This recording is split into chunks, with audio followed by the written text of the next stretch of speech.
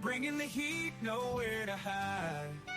Four Guys on a Sports Podcast, free from Chicago to Philly, Green Bay to Michigan's tree.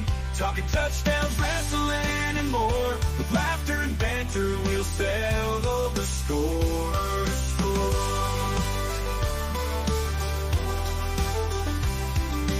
Chaos and Eagles devotee, wrestling fan, wild and free. Charles cheers for the pack, no doubt. And McDonald's chicken, you can't live without. Four Guys on a Sports Podcast, free from Chicago to Philly, Green Bay to Michigan's tree. Talking touchdowns, wrestling. Welcome back, boys. Welcome back. Welcome back. Chicken sandwiches and You can find that whole song on our link Sports. tree, right? You can find the link to that that song song's and out there. everything. Yeah, go ahead. You Click can that shit. Put that on replay, players. you can also find the Urban Meyer one that got taken down 30 seconds in. I'm sure everybody wants to avoid any mention of Urban Meyer in the history of anything ever. Oh, dude, because it Can't have no They fun got on the flagged internet. by Ohio State fans instantly. Listen, when I got my Put lucky your legs socks away. On, when I got my lucky socks on, we could talk about whoever we want. That's It's lucky funny. socks. Hey, I got a haircut, so we can talk about whatever. You can just take that hat off and we can talk about that all day long. I think I There got you it. go. I got There a you fade. go. I got look right like here. somebody. I belong to somebody. The whole world's finding out why I can't talk during certain months of the year. Right now, I just took my hat It's off. cold. But it ain't That's cold funny. today. It It is ain't. not cold today. Got hot stuff today. All right, gentlemen, we have a few things. We have a few things on the docket. Yes. Before we get started, though, I would like to get I would like to get something off my chest. We did talk about it a little bit pre-show. PR, this will be new for you. So, in the '90s, growing up in the '90s, early 2000s, there was terrible attitude towards refs in younger sports. Very abrasive parents. We'll get on them real quick too here in a minute.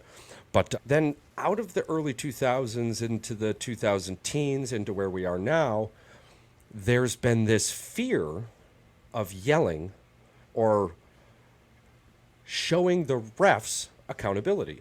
Right. And for 4 weeks now, I've been watching this AAU girls basketball tournament going on up in Appleton. Massive tournament, schools from Michigan, Minnesota, Illinois, all over Wisconsin, just 3-dayers.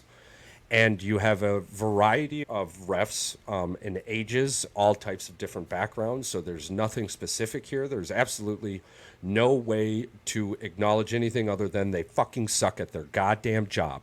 And I am fucking sick and tired of not being able to hold these sons of bitches accountable. They don't know what a moving screen is. They don't know what traveling is. They don't know what bodying is. They don't know what a fucking hack foul is. They blow the whistle at random times. We're talking a 60-40 split here because there are a handful of good ones, but they're ruining the game. You are not learning moving forward. And where... So the parents can't say anything, right? Because as we had discussed earlier, you're going to get harassment charges. You and your child are going to get kicked out. And these parents are paying thousands of dollars for these kids to be in these basketball tournaments. It's on the organization. It's on the goddamn organization to ensure that the referees they're putting out on that court can allow the game to grow and allow the game to flow the way it's supposed to. You have 6 to 14-year-old children, girls, boys, whatever we're calling them nowadays, but in my world, it's girls and boys. And they are giving all of the passion and fire on this court, but it's seriously, you have parents looking at each other and going, this is a damn street game. And you're in a organized sports atmosphere, and you've got parents looking at each other questioning is this is a street game or not, because there's no accountability for these refs now. I heard Uncle Chucky came out. You're damn right. Actually, I am proud. Actually, I'm damn proud of this. At one point, you had the coaches yelling about moving screens, both of them. Right. And I stand up, I take my fucking hat off, and I go, I'm not even a goddamn parent. I'm an uncle. Kick me out. And everyone got quiet and went back to what they were doing. I said, So because I'm the worst one. So I'm gonna assume that at least for me, because I'm not there yet, but I know that I am that parent that if my child is getting cheated, whether it's individually or as a team, you're gonna hear my fucking mouth. Absolutely. And Because at the end of the day, I get it that this is AAU. I get it that this is supposed to be a learning experience for the kids. However, as a referee, I'm pretty sure, just like any other job, there's got to be some type of training, some type of understanding, some testing that you have to go. A little bit of accountability. A little bit. Be a ref, whether it's 6-year-olds, high school, college, there's some type of test, some type of screening that you have to go to, whether it's basketball, football, baseball, it doesn't matter. So how am I going to get in trouble as a parent that I'm, like you said, and it's not that I'm just paying $1,000 for you to be on this team. I'm paying money to go see you play. it's $75 a weekend for me to go. It's not enough that I got to pay hundreds and hundreds of dollars for travel, hotels, fees for you to be on this team. Now I got to pay another $100 for just me. That's not including for if I bring another kid or my wife comes, I got to pay almost $200-300 to watch my own kid that I already paid $1,500 to be on this team. And you're not gonna let me bitch and complain about the stupid ass calls that you're calling on this court? Go fuck yourself, Bro. That's They're when so Kentucky scared. Came out. He said, Yeah, "Kick me dude. out." They're so scared that I've been watching this for 4 weeks. Ain't no way. Nobody says anything because they'll get thrown harassment charges. Their kids will get kicked out. Yeah. My best friend, her son is in the 4th or 5th grade, I believe 4th grade, going on to the 5th grade, and he was on the basketball team this year, and I went to a couple of their games. And listen, this is my best friend, so I consider him my nephew. Yeah. So fuck that. One, whether it's cheering or not, you're gonna hear my mouth. She turned around and was like, Paul, you can't be like that. You got me fucked up. Yeah. I'm sorry I'm embarrassing you, but there needs to be some accountability. If I see some shit that's not supposed to be like that, and if I don't see the coach saying anything, you're gonna hear my mouth. Yeah. Yeah. I don't care what grade you're in. Yeah. And now, the second part about this, and I'm glad we're in agreement with this too. The final point with that, it comes with a question and a statement. Why are you there if there's no accountability, right? If you're not going to do your job correctly, if you're not learning the craft correctly, why are you there? We've all discussed this. You don't get paid hundreds of dollars to be there. In most cases, you're a volunteer. And I get that. But if you're not going to be giving 110% and you have this be grateful I'm here attitude, be gone, motherfucker. Because you're not helping the kids. No. You're hindering all. the kids at this point. At all. Yep, exactly. There needs to be accountability. And on the opposite side of this, there are a handful of parents. Now, we could all watch videos of these just egregious acting parents. And in lieu of all productions that we're on, and which is funny for me to hold back what I want to say, but I have nothing nice to say about these types of parents. And I ran into one today. I watched his kid bulldog another child, get pulled out of the game because of it, and he's over there clapping as loud as he can, screaming, "That's how you do it, baby girl." Those parents can kiss my ass. I wanted nothing more than to take this dude and show him the hands of God. But I could see what would that prove? And maybe I get my ass kicked in this scenario for all you internet warriors out there. Chances are probably not. You were looking at what I was looking at. We got lots of them. We got lots a lot of them. A lot of them. But I just, Who are they? I wanted, honestly, the only reason I didn't is because his kid wasn't there to see it. Right. I don't think it would have made the point that it needed to unless he gets his ass kicked in front of his child. So I don't ask for a lot. I'm like, there's a difference between, I feel like, being a supportive parent, whether it's a uncle, aunt, whatever the case is, for your kid that you're supporting. It's one thing to be supportive and be on the sideline cheering on your kid to do good things. Now, if you're one of those parents, and I need y'all to hear me very clear, for the parents that are like this, if you're one of those arrogant, obnoxious little turds that cheers for your kid to hurt another kid on the field, on the court, you are the lowest piece of shit on this whole. These are children. We're trying to make them better athletes, but by encouraging other kids to harm other kids and cheering that on, you are what's wrong with this sports as Absolutely. parents, and you can't be on the sidelines. Because if I catch you, I may not put my hands on you because I ain't trying to go to jail, but I promise you, you're gonna be having nightmares about me for the rest of your life. I'm the guy who's willing to catch a charge. As long as it's not murder, I don't lose my money. Yeah, That was exactly. a nice basketball pun you just had there, Charles. Anybody else pick that up? Yeah, I'm like, Nice. Nice one. I am with you on that one, Charles. No, I agree. I I'm for agree 100%. making the coaches because again, you want these players to know the rules. By Yeah. you just being nonchalant and being, I'm just here Right. because I'm choosing to be here. I don't have to be here. Again, then don't be here. Then if you don't have to be here, you're only here because you feel like because you want to. Right. Nobody's forcing you. Nobody's got a gun to your head. And we'll end it with this, and we'll jump right into the NFC. Unless one of you two had something you want to add to that. No, I think we're all in agreement. Unless Mike's here got on this- something to say.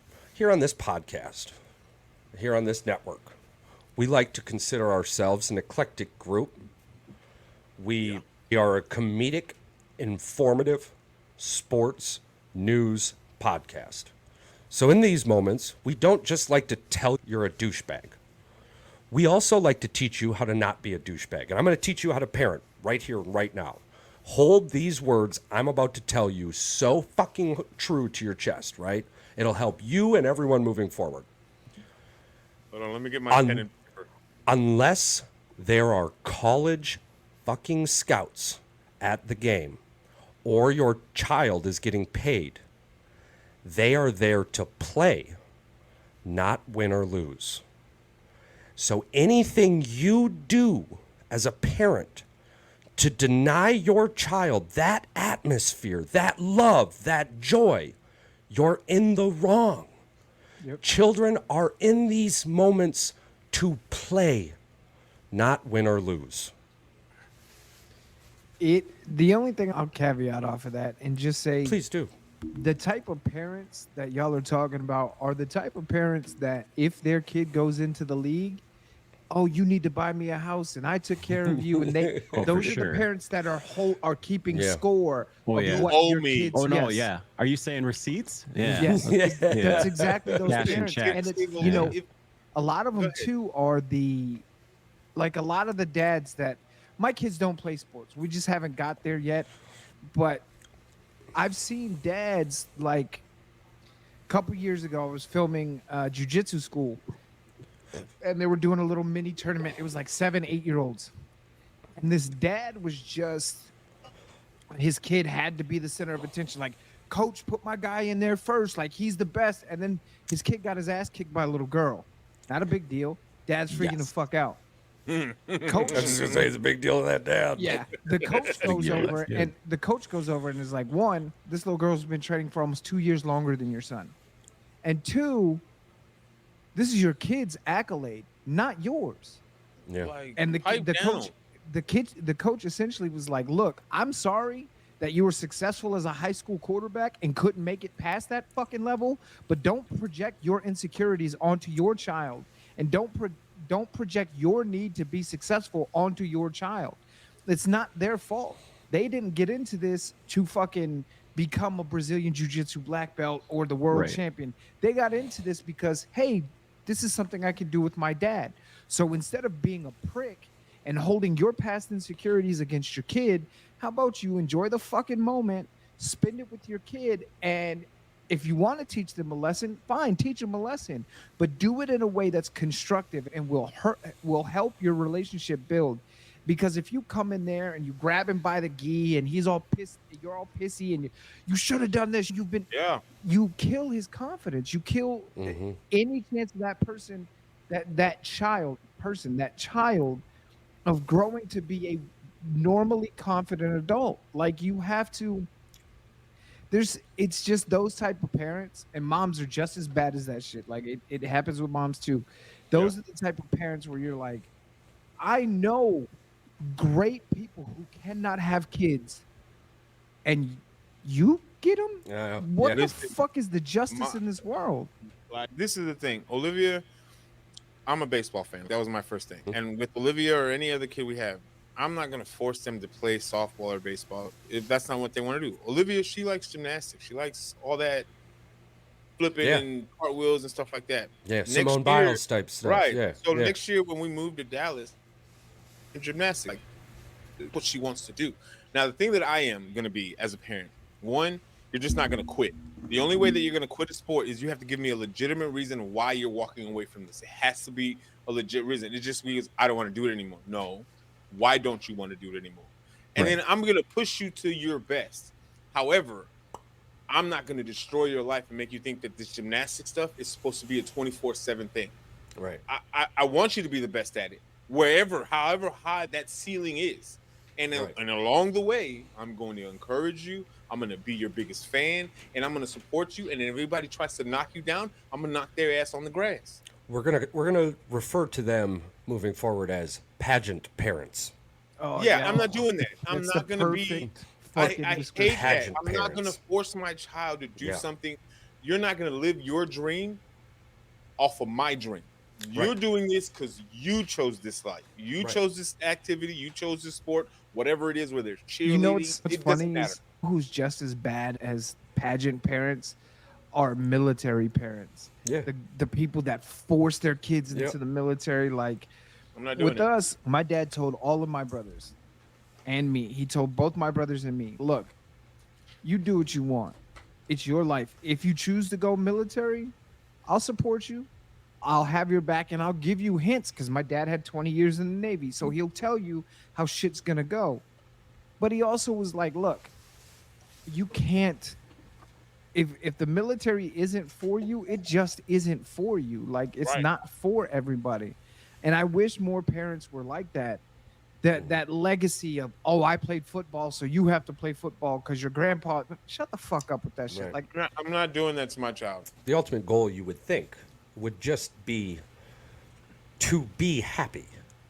That's it. Right. Not There's your no other happy. alternative. Just happy. And if enjoy the happiness in its totality. Absolutely. yeah, absolutely. Talking about totality. Welcome to episode 1 of our NFL playoff predictions. Way too NFL, early. Are way too early. our NFL, Way too early. Way too And, early. NFL division, way too early predictions. We're Yeah. going to sit here. We're going to talk it out. We're going to talk about what we think, what we know, how we feel. We're going to hit the NFC this week, and we're going to hit the AFC next week. But we're a bunch of chatty Cathys, so who knows how that goes. Gonna be fun. Can give you all one trivia before we start. Let's hear it.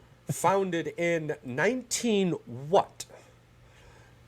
The Jolly Rancher candies were meant to represent the hospital spirit of the West. You can still enjoy the original flavors like grape, apple, watermelon, and orange.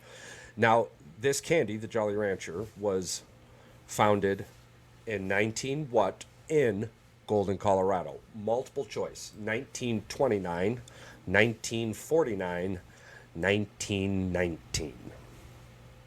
I'm going 29. 49. 29. 1949. Jolly Rancher's been around for a long time. That's cool. Another Almost fun 70 fact: years. the Tootsie Roll was invented in 70 Australia, by an Austrian. Has absolutely nothing to do with America, but yet America. Tootsie claims Roll? it. Yeah, the Tootsie Roll. Yeah, it was invented by an Interesting. Austrian.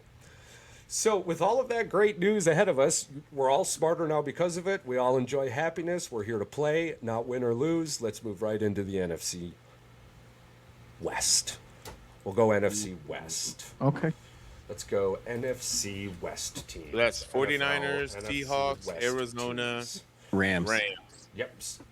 Yes, sir. Yes, sir. We've got the 49ers, Rams, Seahawks, Cardinals. Now, let me. Okay, so in the 2023-2024 season, you had the 49ers going 12-5. You had the Rams going 10-7. Both of those were playoff teams. You had the Seahawks just miss out at 9-8, and then you had the Kyler Murray-less Cardinals for an extended portion of the season, coming at 4-13. Should you do marry one, Fuck one, kill one, drop one completely out of the league. That's is funny. your other option. Who gets relegated? Who gets relegated out of every division? Yeah. Yeah, I guess that's what we'll do. It'll be like you're in love with one team to win. Yeah. One other team you don't really give a shit. The other team is a nobody, and the last team gets kicked out of the division. Then we'll make one giant shitty division with all the crappy teams.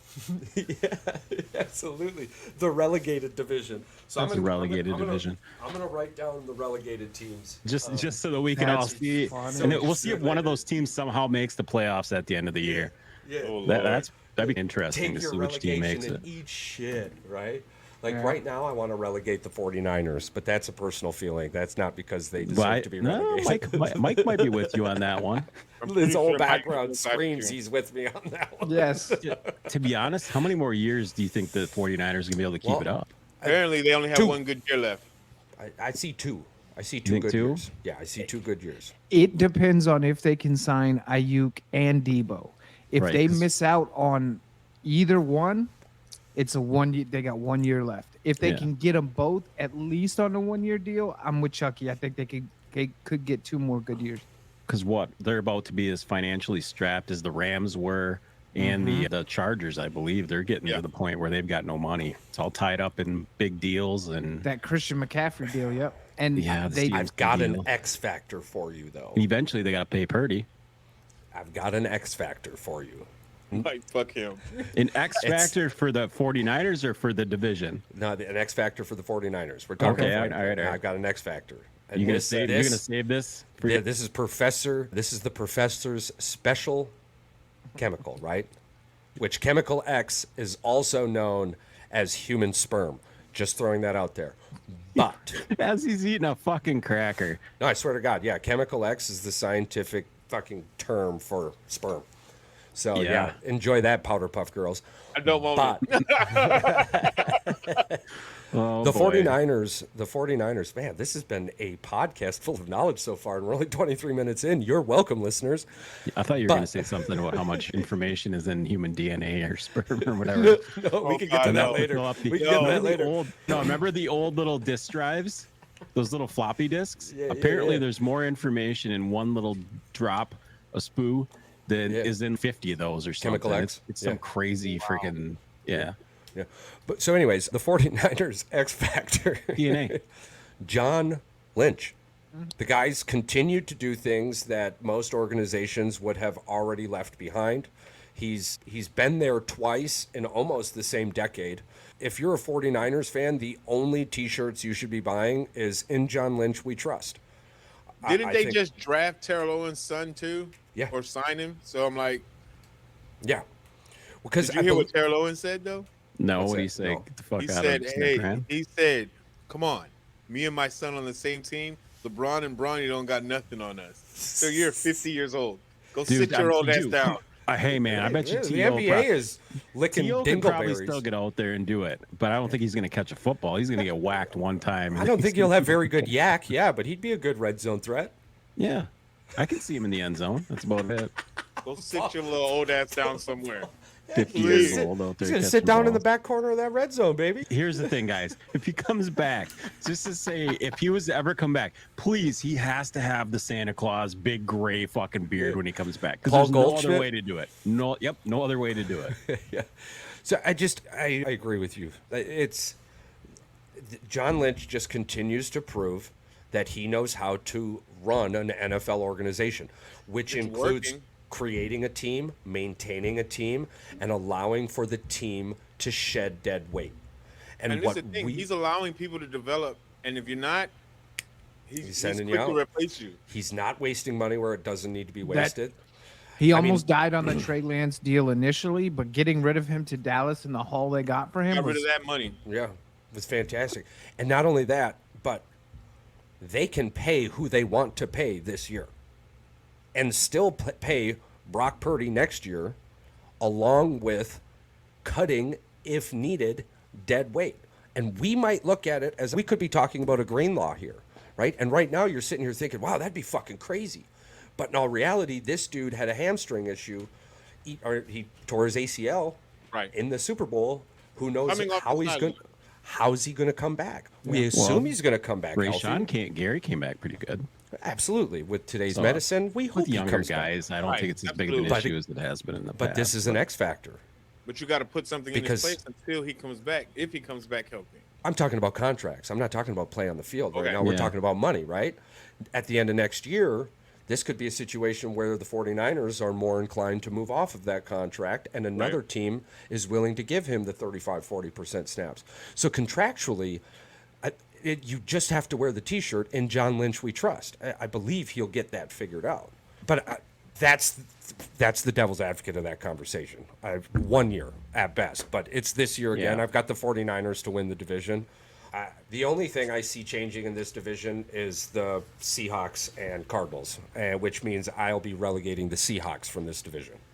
I think I'm with you on San Francisco taking the division, and I think Arizona is my sleeper in this division. Where I don't know if they'll beat San Francisco for the division, but I think they Take the place won't of the make Rams. they won't Yeah. make it as easy. But I think Arizona is going to be the sleeper team in this division. I think they can at least double their wins from last year, from 4 to 8. So Seattle or Seattle's the gone. Rams. I would get rid of Seattle. That's two for Seattle being relegated this year.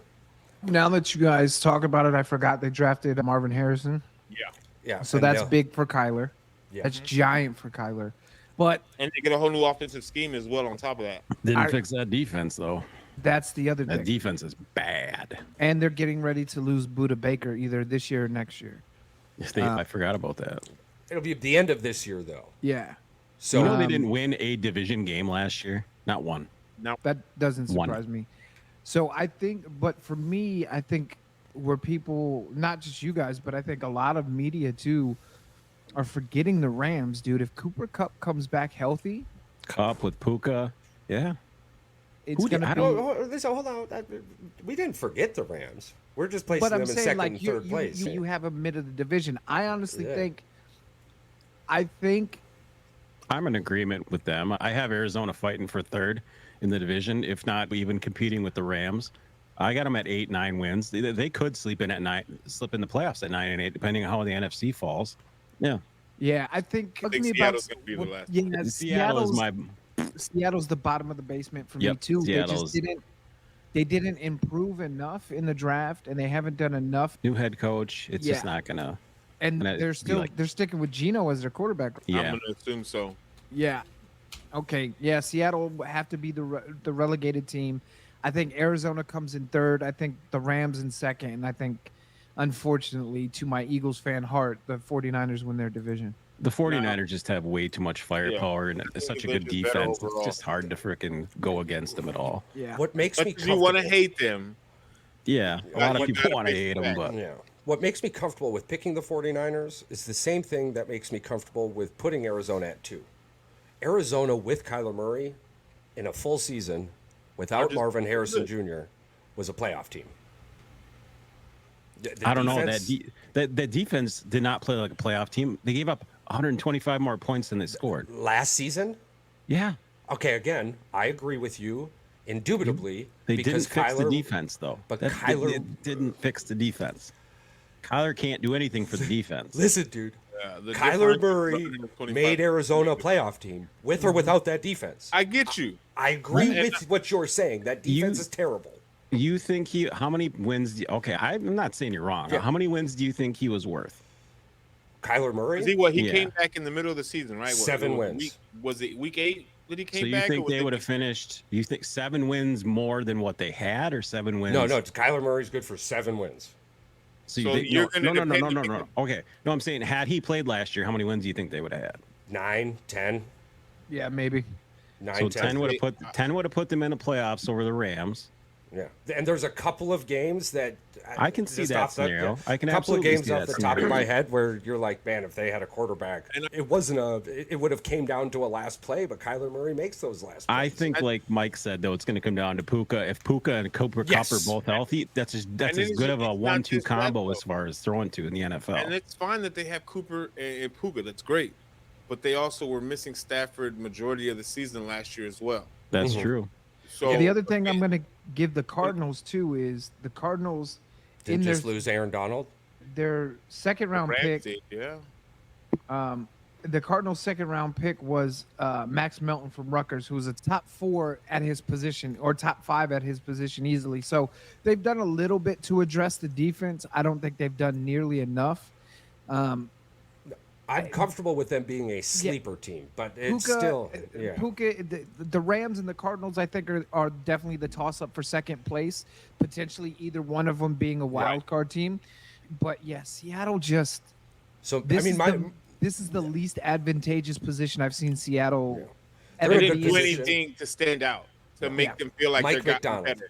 Since when Hasselback left Seattle, this is the worst they've been, probably. and Like- they're getting a new head coach. They're getting a whole new, A whole new I mean, system. Yep. It's everything. Yeah. Jamal So- Adams didn't pan out long enough, So because the- he was injured. So their defense is still Good. Yeah. So the NFC West recap. We'll go Charles, Chaos, PR, Patrick. So I've got 49ers, Rams, Cardinals, Seattle getting relegated. Same exact order. PR, I'm good with that. Patrick? Yep. Alrighty. I thought the NFC West was going to give us a little more trouble. No, the That's probably was the That's easiest one not out of the all of one. them. No, the guys one did. that's going to give us trouble NFC is North going to be is the gonna be NFC. Well, South. the NFC North and the NFC South are going to be Yeah. the two that Well, have the. speaking I- on the NFC South, that's exactly where we're headed just now. What were you about to say, This, PR? is this not going to be the shittiest division in football? This next year? probably going to be the weakest division out of both conferences. It has been for like 6-7 years now, Like, ever since. Is it going to get better? I hasn't don't gotten think better. so. I think if anything, one of them might get to 10 wins. But When that's was the about last it. time they That's were relevant? When Brady was there, right? Probably And even then, when they like, had, yeah. Drew Brees, while Drew Brees was still an active Pro Bowl player, that was probably the most it was. But again, the Saints were dominating, and The NFC South has had some good football players. I'm sorry. Canned Newton, Tom Brady, Matt Ryan, Drew Brees, Drew was there. Breeze. I'm like, they've had Oh, had yeah. a moment of relevance. It's just these last 2-3 The years. last few years, it's been dog just- shit. Yeah. Yeah, and it's always goes back to the point. Somebody has to win the division. It ain't gonna be pretty. Technically, yeah. Is that a terrible way to talk about a division in football? Somebody's got to win this shitty division. So, are we putting any stock in the Saints? I No. am because their defense last year was insane. Until If they you- played good teams. But it does. See, this is the thing. Everybody says that, but Yeah, if majority, But if it is the NFL. You're right. If the majority of the teams you're playing you're whooping their asses defensively, Could there's beat the teams. Yeah, that are on you your have to beat schedule. good teams. I think the Saints. Let's see, Saints, Bucks, Falcons, and who else? Carolina. Panthers. And the Panthers. Don't worry. Everyone in We the all know world knows Panthers are who getting were, regulated. who were Yeah, regulated. no, Well, no, hey, what if that was my your sleeper flooper? pick. Say it with a straight face. Say it 3 with to a 1 straight face. says you're still sleeping, bro. No, but 3 to 1 my says- sleeper is in this division. I was gonna say, Yeah. then I want to see the weed that you're smoking because Nah, they're I none. I think honestly, I think the Saints could win the division because I don't think Atlanta's gotten better and their defense is ass, absolutely garbage. And Carolina, like everybody said, is everything's on Bryce Young, and I don't know if he's got the shoulders to hold the weight that's coming down on No. him in year 2. No, that team put all the weight on him. Charles and I talked about this off the air a couple times. That it just feel like you said that everything around him is just falling apart. Whether it be the coaches, the team, and they've got a new coach now. Maybe it'll get better. Who knows? But Yeah. This is my thing when it comes to the Saints, and this is not speaking because half of my family is a Saints fan, and I have to talk good about them. I don't. My biggest downside to the Saints is that Derek Carr situation. That it's not panning out the way that they thought it was. And I Mr. know that 2020? Huh? Mr. 2020? So, and I know that they drafted Spencer Rattler, and I still think that's not the worst pickup. the guy for them that to draft. almost ran a 5-0 as a Listen, quarterback. I don't need you to be athletic. I just need you to be accurate at this Well, point. he's not that I think either, Todd but- Brady ran like a I'm like 4.8. I'm just saying though. Yeah, but Brady, it's Brady. Whatever. Going from Jameis You saw Winston saw the to Netflix Andy special. Dalton and Derek Carr, I'm like, can't get any worse. It can, but either way, It's their offense is the biggest question for New Orleans right now. Their offense is not that great. And when No. I'm like they have offensive weapons, but their offensive coordinator, the head coach, they're calling. You have Alvin Kamara, one of the most gifted running backs in the league, and you are using him improperly. I feel don't like the 2 quarterback gimmicky bullshit that they try to Oh, run. with Hill. It's Yeah. just Turn it's Hill into a fullback and have him plow the way for freaking. Can we get one fucking position for that guy? Just No. give us a fucking Man, position why does he for that make guy. Hill, Is he too Taysom small to be a Hill. tight end? Is that Yes. the problem? Taysom Isn't Hill he like is isn't he like 6'3" and 6'1", 220? 6'2". He's Yeah. much bigger than Jaden Daniels. I promise you not that. speaking of- I knew that was coming. I knew you He needs to set either him be- up for that, and I knew it was coming. He needs to be Oh, either man. a slot receiver. I'm gonna get a Jaden Daniels jersey and put it up back here. But I think You'd have to put it up see, tall. for me. I'll for put it up me- low. I'll put it. I think Tampa Bay is going to repeat as division champs, and I think the sleeper pick is going to be Atlanta. Okay. I could see that too. Yeah. I don't want to take the smoke, so I'll let Patrick go. I'm going to go grab a couple drinks because y'all's sleeper pick is my, like, solidified pick. No, I think maybe you and I are in agreement then. Yeah. Before you leave, Yeah. I'll get right into it. I don't have faith that Baker's going to repeat what he did last year. I do have faith that Kirk Cousins is still going to be that 30 touchdown guy, even with Atlanta. I think he's going to make that wide receiver core way better. And here's the other thing: they put a lot of money into freaking Cousins. So guess what? He's going to be throwing 35, 40 times a game. But I don't doubt it for a second. And the thing is, though, you've got Bijan Robinson in the backfield. Why are you not using him? I think they got so pissed at the ownership last year. They're like, the fans were calling out, why are you not giving this guy the ball? I think he either has injury issues or there's questions around him, his health.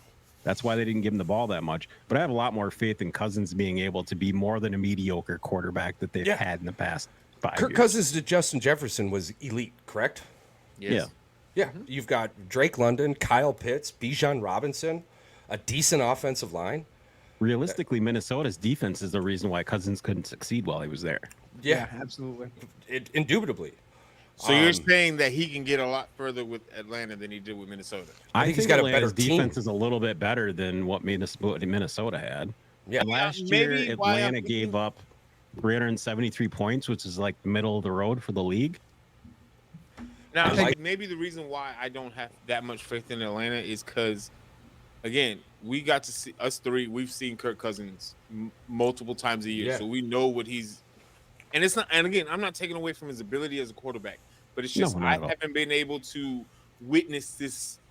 You like that moments, like he was supposed to, and maybe you're right. Maybe the defense let him down Well, yeah. numerous of times, so maybe that might change. But until I physically see that change, especially when it counts in the playoffs, Yeah. I can't put all my eggs into his basket just yet. A The very NFC, comparable the defense, NFC actually. Championship game, when the Super Bowl was in Minnesota, Right? what caused Minnesota to lose that game? Defense. And we, in lieu of extending this show minutes longer than it needs to, we can continue to go back all the way to 1975, and it's the defense. Yeah. It's and I hate saying this because Kirky Cousins is a Michigan State guy, and I was the king of screaming garbage time quarterback. Yeah, me too. But I watching, didn't like the guy. But I mean, his hookup with Hawkinson was always money. His hookup with Jefferson was money. His hookup with Addison was money. I guess arguably, and maybe because I'm drawing a blank, the only negative thing I can say Kirky doesn't have is that major number one. Who am I forgetting? Yeah. You got Drake London. You've got You got Drake Ludden, you got Kyle Pitts. Kyle Pitts. Like who they're did they- solid weapons. Those are solid Yeah, weapons. and you got Bijan Robinson. I just don't think. To me, Drake London is that. I don't think he's that number one. perfect- He's a number yeah, two he's or that a Wes three. Welker like. But in this offense, he's going to have to play the number one because He's they gonna have have to be the number weapons. one.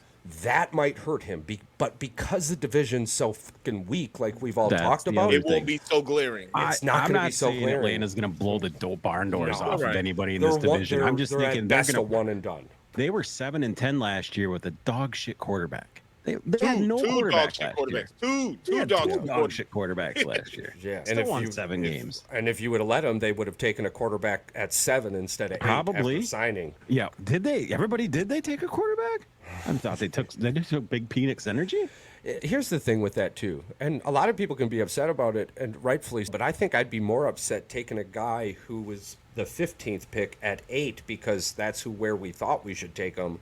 Other than, hey, what have people done that's worked? Green Bay has a fucking literally a paper trail that's You got a 30 blueprint. plus year You long, a fuckers have a blueprint blueprint. that's 30 plus years long. And guess what that entails? Taking a MVP. quarterback when it's going to piss everyone else off. Yeah. And that's exactly what And Atlanta here's just the did. thing, It didn't piss me off that they got a quarterback. It just was. It pissed off Kirk Cousins. Whoops. Right. Um, But guess who and else I got under- pissed off? Aaron Rodgers, Brett Favre. and That's now- the blueprint. That's the fucking blueprint. And I'm For s- like, for some teams, it think it's works. gonna work. It might work if they do it Right. right. And this is the thing. Raheem Morris isn't a a fire bum under their ass. head coach. Morris Right. is a very good coach. So Yes. he understands defense. So we already know that defense is going to be Better. very stout.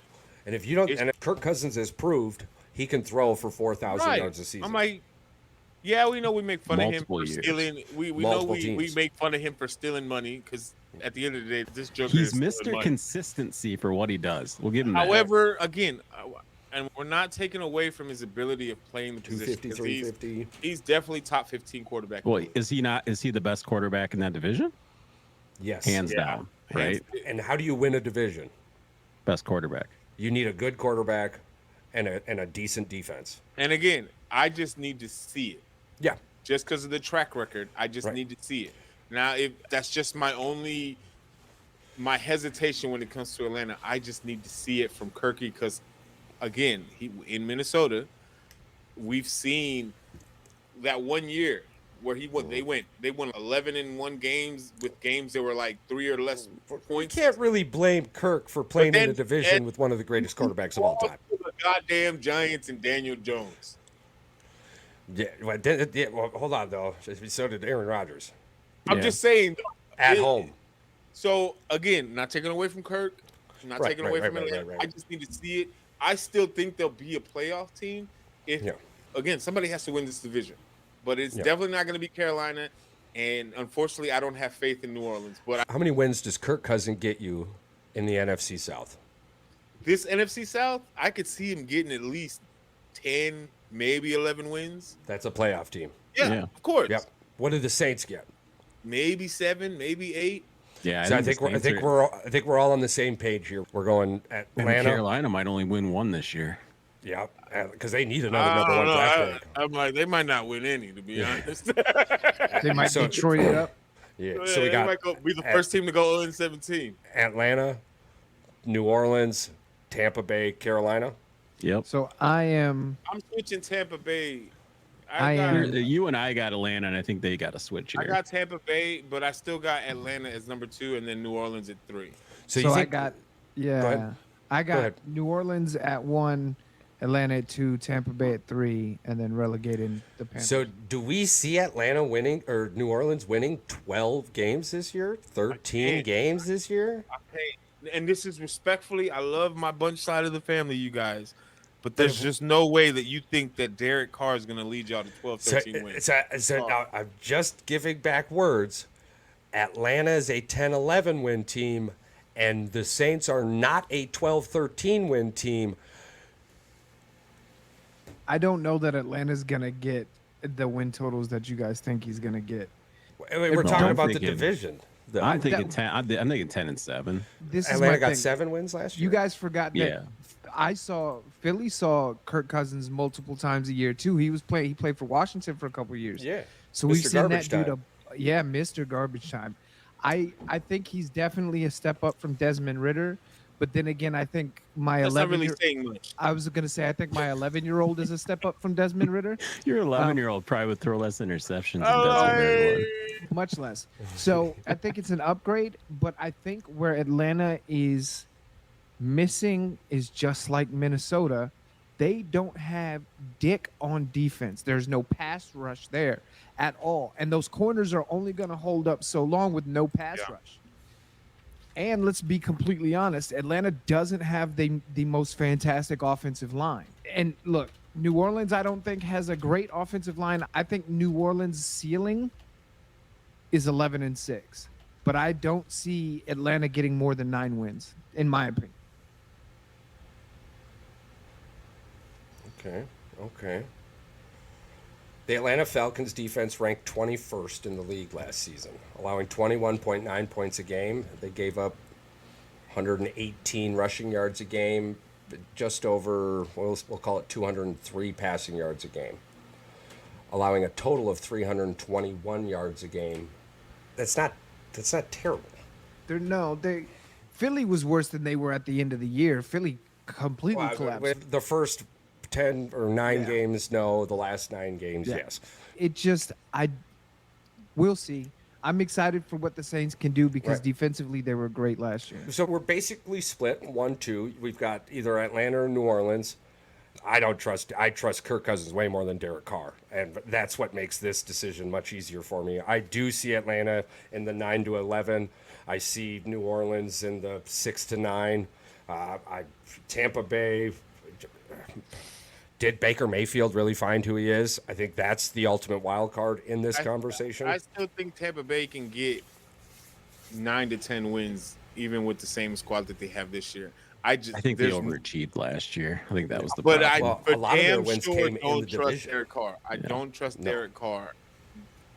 I'm sorry. These last 2 years, has it been 2 years or is it just year one?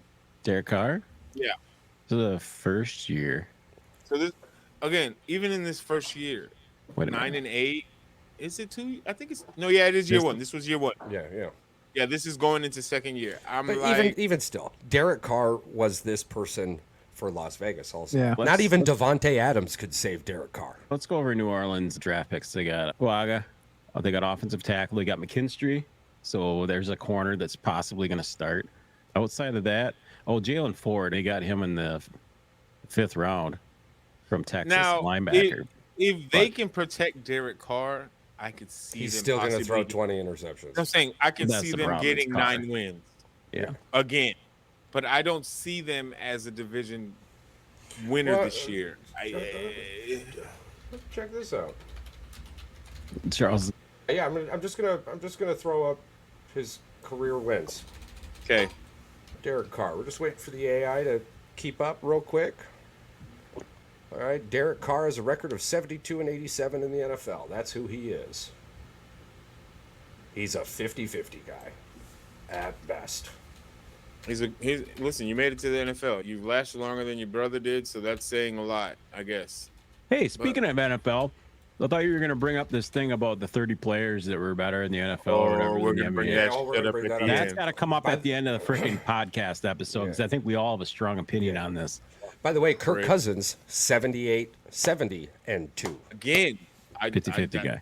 A 50-50 guy. This is why I. But a lot of and those that's- losses came with Washington.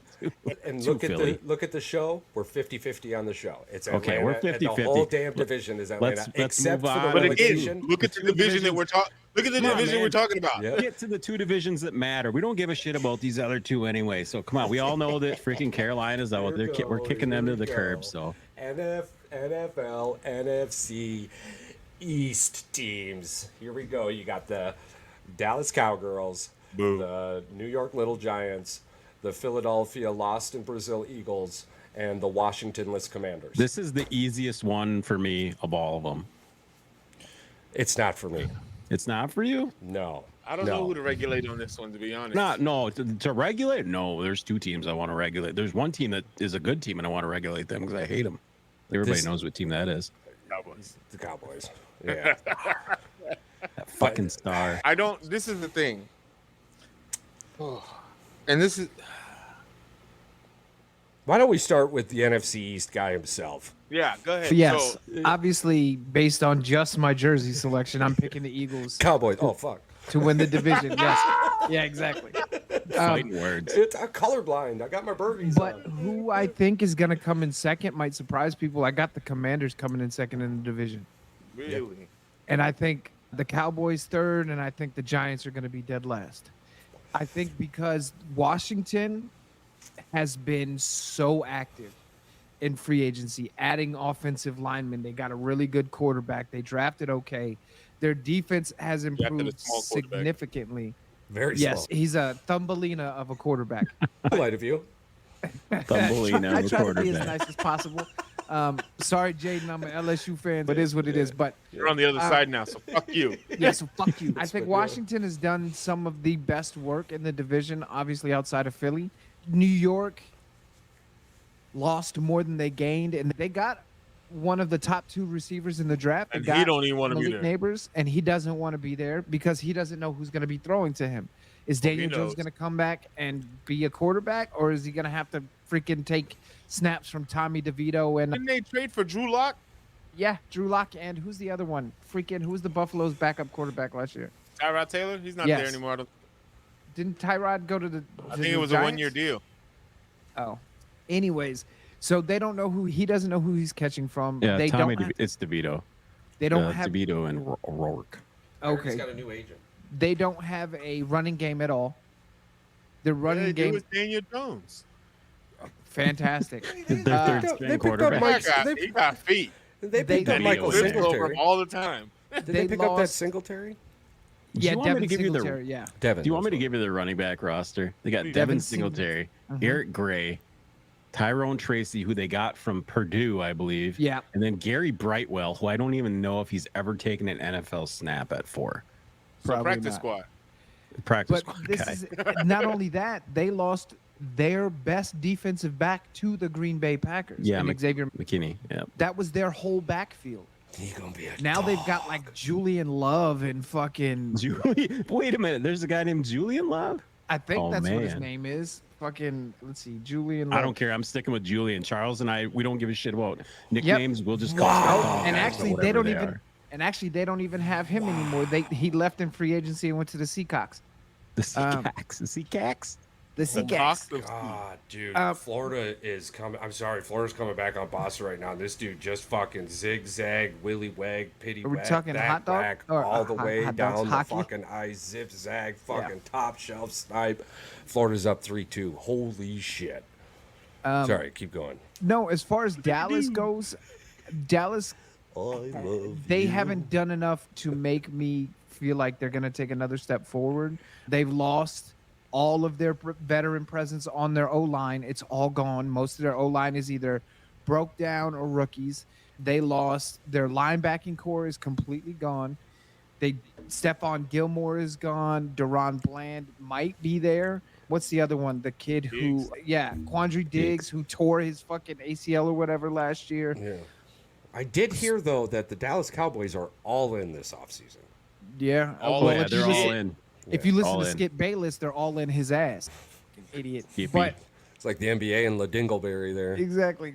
I just don't like so for me, yeah, I go Philly. I think we get up to 13-4 this year. I see. I see Dallas or Washington 10-7, Dallas 7-10, and New York 4-13. All right, so you're relegating New York. Mr. PR, would you like to take the next spot? Okay, this one is hard just because they equally suck as they are equally good. We're doing this before the schedule comes out, by the way. This was the key point of this, to have it done before the schedule comes out. Yes. You know who they're playing. You just don't know if they're home. I'm going to pick the Eagles to win the division. I'm going to continue the streak that nobody's able to win consecutive division wins, division champs yet again for another year. And I'm going to stick my neck out again like I did a couple years ago, and they fucking failed me. But I think they got a better quarterback and a better coach defensively, and having what's his fuck's name? God dang it. What's this fuck's name? I like that. No, stick with that name. Being the OC out there, I think he's going to be able to get the full potential out of Jaden Daniels out there. You got McLaurin. Cliff Kingsbury.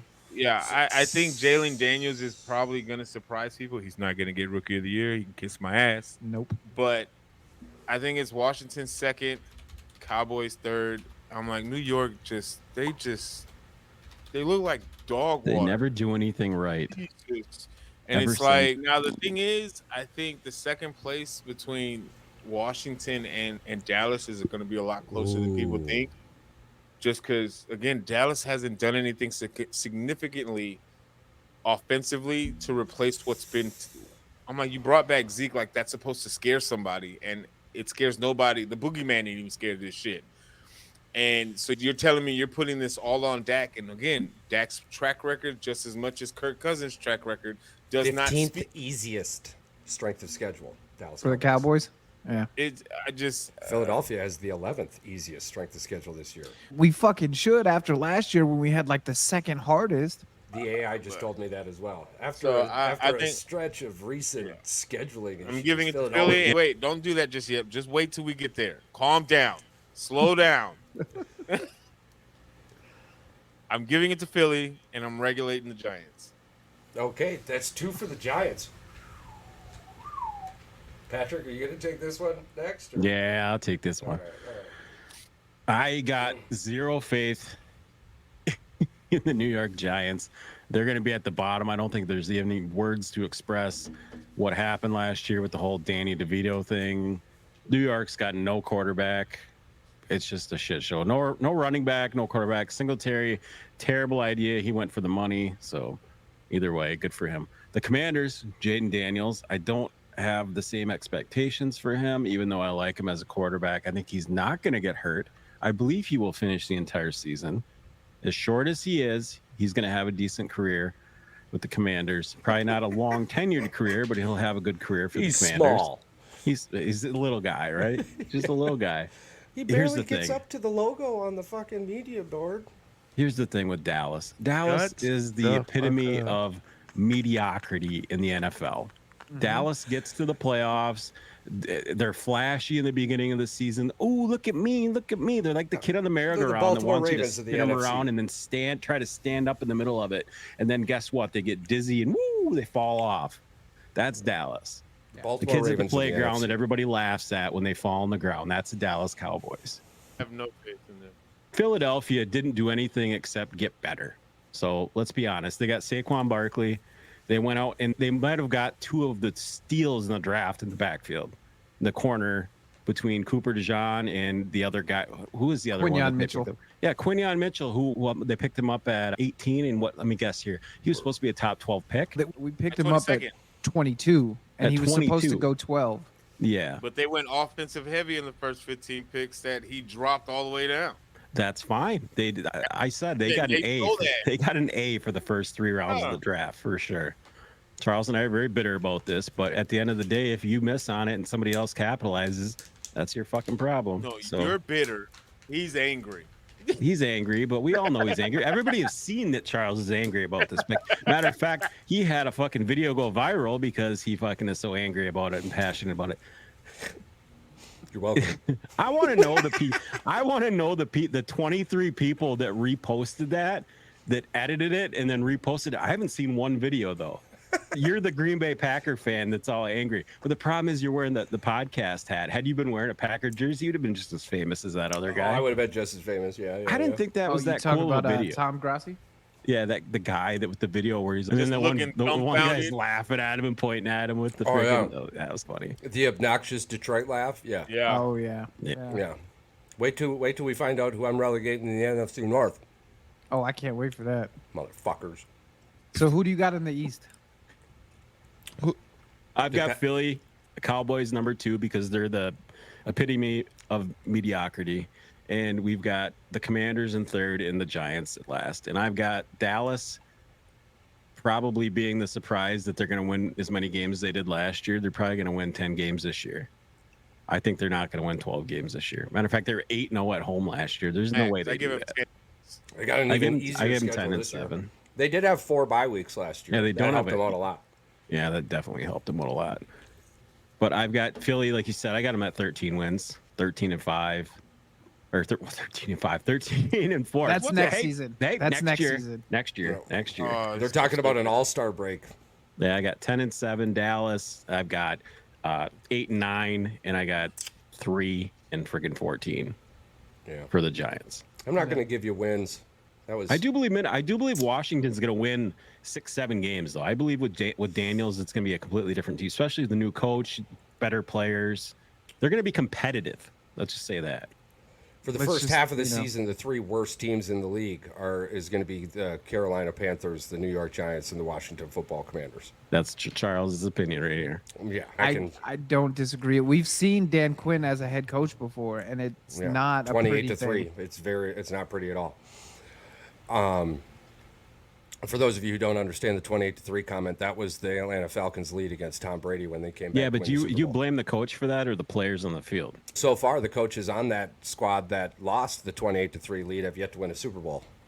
Yes, I definitely blame the coaches. Dan Quinn hasn't won one since. Kyle Shanahan hasn't won one since. Those I were the think two Matty big Ice- names on that squad. Matty Ice Yeah, takes but it. one It's team gets to definitely win Super Bowl. it's The offensive definitely- coordinator didn't throw the ball in the second half. That's a big deal. That's the That's offensive that coordinator. playing conservative bullshit. Playing not to lose. Yep. Yeah. It works really Listen, well for the 49ers. I don't care if it's a The Bears know game all about or a bend but don't pro. break offense. Listen, I'm gonna just say this right now, and I don't care what anybody says. I don't care what league you're in. I don't care what sport it is. I am playing until the clock is at 0-0 or all the way to the ninth inning on the last out. I don't give a fuck about your feelings or these unwritten rules. I'm running the score up. Who is that quarter? Who is the coach that said you play to win the game? You play to win the game. That's Washington football, or they were the No, Redskins it was- at the time. no, yeah, it was the Jets. Yeah. He was the head coach of the Jets. Jets. The Yeah. Jets? Was it the Yeah, Jets? yeah, Oh, yeah, was Jets. the Colts. Mora? Is that who you're talking about, Jim Mora? Might have been. I thought No. it was either the Jets or Anyways. the Redskins. Yeah, you play to win the game. Yeah, that's anyway. Yeah. That line, yeah. I'm like, because I know that unwritten rule in basketball where if you're up about 30 points, you're not supposed to score. If it's 10 seconds, fuck that. Yeah. Fuck No. you and your You- sportsmanship. Hey, you put my kid in there, and my kid has 30 seconds left in the game, You- and that's the you only shoot time. that he ball.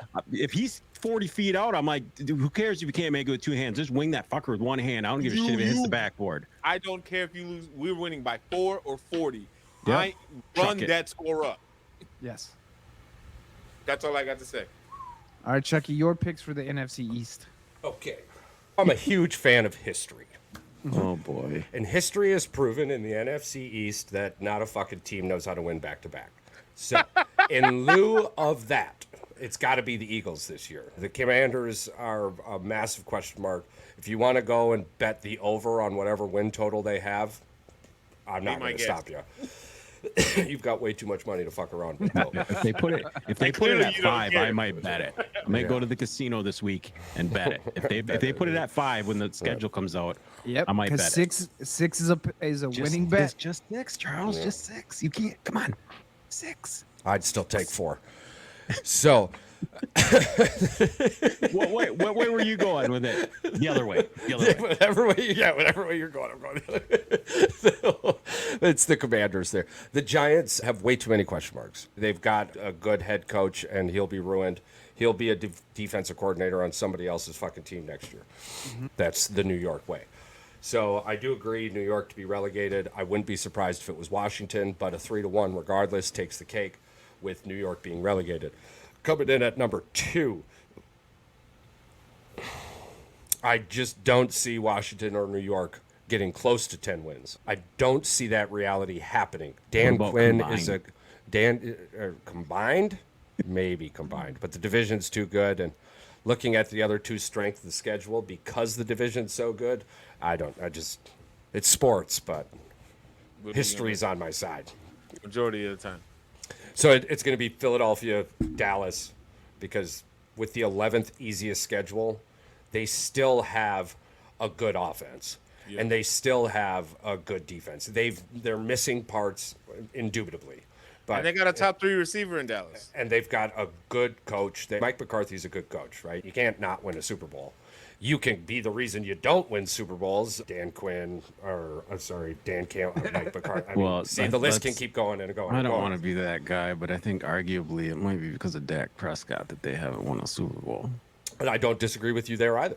I think that you have the third chapter of Lemony Snicket's misfortunate events, whatever the fuck that shit is called, right? The Cowboys will rename it and put it on a Let me ask t-shirt. you one question before we move on to the NFC North. Yeah. Yeah. if Dak Prescott continues this way for the rest of his career, right, as far as statistical wise in the regular season, Yeah, back up to MVP. just keeps going in this route, always has good season, has good stats, all that jazz. Is that enough to solidify him as a Hall of Fame quarterback? He's got to 15 pull a from now. Lamar Jackson and win an MVP. Otherwise, no. Yeah, no. You don't. You're not a Hall of Famer for winning regular season. He's on the games. same. He's on the same fucking pedestal for me right now as Josh Allen. Yeah. And Yeah. actually, Ask and me that's if Josh bad. Allen's a And I Hall would of Famer. pick Josh Allen before Dak Prescott. Yeah, but Well, the yeah. thing is that not sad to think of. You've got It's- two great quarterbacks, that and you're can't like, do shit. but no, I'm just mentally, I can't put either one of them as, oh my god, I would take Allen over fucking Prescott. I think we all. The unfortunate agree on thing this, but when it But comes it's not really to, saying much because they're Right. both pretty much doing the exact same Well, thing when it counts. the Right. unfortunate thing for those individuals is there's always three people above them. Mm-hmm. In their division, there's always three quarterbacks playing better than them, and that's what happens. It's the same like with Kirk Cousins, right? Let's just use Kirk Cousins as an example. There's always been a quarterback in his division who's better than him. Now he's finally in a division where he's the guy. Let's see what Right. happens. He's always had those stats, but everybody knew that he wasn't. Right. that He wasn't better on the than best them. team in the division. Do you knock Minnesota for not winning a Super Bowl over the last 30 years, or do we recognize that Green Bay has been that good over the last 30 years? Well, I think it's Did you easy at to the say same that time, Green Bay has been that good over the last 30 I years. think And two things can be true at the same I was time. Yeah. I was gonna say I think you Sure. can do both. One is going to cast a further shadow, and it will allow whoever wants to sit in that specific shadow to sit in that specific Yeah. shadow. As a Packer fan, I'm like, arguably, as a the Bears other shadow. fan, I'm like, Green Bay has been more dominant in the last 30 years in my existence. It's just a reality. I hate to admit it, but it is what it is. However, you can't sit here and tell me that Minnesota hasn't tripped themselves up in that same process as well. indubitably, Aaron Rodgers got hurt for one whole season, so Like- at bare minimum, You know- we should have seen Kirk Cousins capitalize on that, and we didn't. So I agree with you wholeheartedly. I think, but that's just me. But, No, I yeah. do. It's just when it boils down to the NFC East, it's history and track records. Washington hasn't done enough. That's cool. You can buy a brand new fucking thing. Guess what?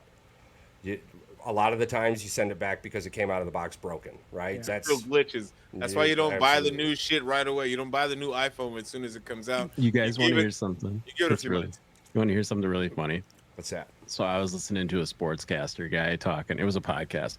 I think it was like those guys that know sports or something. The guy goes, what reminds me of a team that should be really good that just doesn't do good during the regular season, like you said, Lamar Jackson. He goes, it's like the kid that's 12 years old, and he goes, he used to be a big bedwetter. And he goes, he's been going for 7 years and he hasn't pissed the bed. He goes, then that one night you just tell him, don't stay up and drink a bunch and play video games. And then he stays up till 2, 3 in the morning and he just pisses himself to bed. And he go, you wake up in the morning and you're disappointed, you're fucking sad, you're cleaning up a mess and you're saying, what the fuck? And he goes, that's how he explained teams that piss the bed. He goes, they piss the bed. That's what he calls teams that shit the bed. He goes, teams piss the bed. Yeah. I'm like, It's not a bad analogy. it makes sense to me. Shit. So we've got Philly, Dallas, Washington. I think we and the all have the Giants. same. I think we all got the same Where orientation. where I disagree from you three though would probably be the win totals. I'm thinking 12 wins is the top in this division. I think two teams beat the hell out of each other and they get surprised down the road. There's a handful of answers. I think the NFL in its entirety this year, we're not going to see those top heavy juggernauts. No, I think you got CeeDee Lamb. He's only the 7th best wide receiver in the NFL. I even if I had Ninth to best receiver in the if NFL. I had to give you a best win total, the team that's going to be the number 1 seed is probably going to get 15 wins. I'm thinking 15, that's not 15 too good. 16 wins tops. So Wait, who do you Well, think's going to I win think 15 games in the NFL? I still think the number 1 seed is still going to be between Philly and San Francisco. I'm saying I don't disagree. Well, actually, I do. In I'm its entirety. confused here. What do you? No, I'm saying the team I that don't- takes the number 1 seed will have 15 wins. I don't even think San When, Francisco. when was could the get last 15. time anybody had 15 wins in the NFL? Was it I think it was probably the Patriots with Brady? They had 16. I don't know. I don't know. The NFL's got so much parity now. I don't see a team winning more than 14. Because most teams, once you clinch the playoffs, and if you clinch, yeah, your they just division, they don't they rest they their usually have a play- 2-game lead and they just don't give a shit at that Yeah, point. they rest their players the last couple of weeks, so it's like the likelihood of you walking out with more than 13 wins is unlikely. Okay, how many do you think the 49ers get then? Me, I think they get like 12, 13 wins. I think 12 or 13 is good for me too. And I think Philly and San Francisco are gonna have around the same amount So of wins. we're holding this to Charles because you said NFC, so I'm And waiting. I said the Unless number one somebody team from in the the NFC. NFL. In the NFL. Well, I But I don't see a even think team in in the the AFC NFL anybody's that's going to win get that more many than games. 12 or 13 wins. I'm excited now. I'm excited. You've put this in my head where I'm trying to wrap my head around it because I know it's not Lamar. There's only three I know it's not possible Lamar. teams. There's only 3 possible teams that can walk away with 15 wins. Maybe Lamar 4. Jackson with Baltimore, Kansas City. Philly, San Francisco. Yeah, that's it. Those are the only Baltimore. 4 teams. And Yeah, there's 4 teams. I think can those only are the think of only 4. 4 teams that I can possibly give you the idea that could possibly. And we already went through 2 of those in the NFC, so it's down to those 2: Philly, Baltimore, or Kansas City. I'm trying to think, but I can't. I can't think of any other. Charles is setting us up for the most disappointing fucking NFL season of all time if he's going to say that it's Lamar Jackson and the Baltimore Ravens go 15-2 or 16-1. Better not. He better Because not he's going to say stand Green there Bay. just going to piss He it better away in not the say Green playoffs Bay. anyway. You think Green Bay is going to win 15? No. God, Oh, I'm about to say. I'm just trying to figure out where no. you guys are. I said that at best, the number one team in the NFL But who do you would think win can get those maybe 15? 15 wins. It's multiple teams had 13 and 14 wins last year, and a lot of their losses were a field goal here or a pass there. It's not. Well, it's, only one team had 13 wins last year, and that was Baltimore. There's Well, I lots think- of 12. I think that you have to realize that Philly's schedule got way easier. Dallas's schedule got way easier. I'm guessing the Ravens and the Chiefs schedules are gonna get easier. He's been looking at strength of schedule. I guess that's something I didn't look into either. Yeah, So. I think 15. I don't think 15 wins is out of the realm of possibility at all. Because let's I be mean, honest, the reason Dallas won 12 games last year is because Charles. they had 4 bye weeks. Not only that, Charles, come on. They had the 15th easiest schedule in the NFL Oh, for a it does, team yeah. that probably should have already was going to be a playoff team before they got the cup I schedule. think their home schedule was like 24th. They Yeah. they did go 8-0. The only team that Hardest. went 8-0 at home. I think Cleveland went 8-1 at home or something. They were the second best team at home, which is crazy. The only Crazy. game I they can't wait lost to get was into the the one they AFC. rested all their old guys in. yeah. I just don't see a team making it past 13 wins. No, Charles, I get what Charles is saying. He said Yeah, the yeah. best a team At can the do I get very, you. in very the best. NFL. And I hear that. wins. I hear that. This year. I'm Yeah. looking at the teams and seeing the people that they've signed and drafted within the division and all that jazz. And I don't see anybody making it past 13. I think the other thing we have to take into account is, like we said in the beginning of the episodes, prior to schedule release. That You're right. schedule is going to depend a lot on who's Well- getting to, if somebody can get to 15 wins. Tough games Because- at home, easy because- games at home. Think about last year for Philly. We had freaking Miami, Buffalo, Kansas City back to back, and then the Niners right after that. So Yeah, it's a gauntlet that nobody in the NFL would have survived, no matter who you were. You could have Yeah. put Kansas City in that schedule, and And they they probably would've- would have went up 1-3 or 2-2. There's no way they were coming out of that 4-0. and we No went way. 3-1.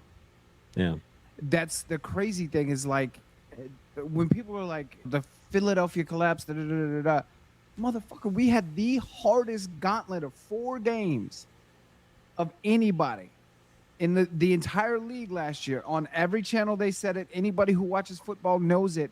We beat the Bills. We shut Miami down to 17 points after they had scored 70. And then the Chiefs, we had a straight barn burner with them.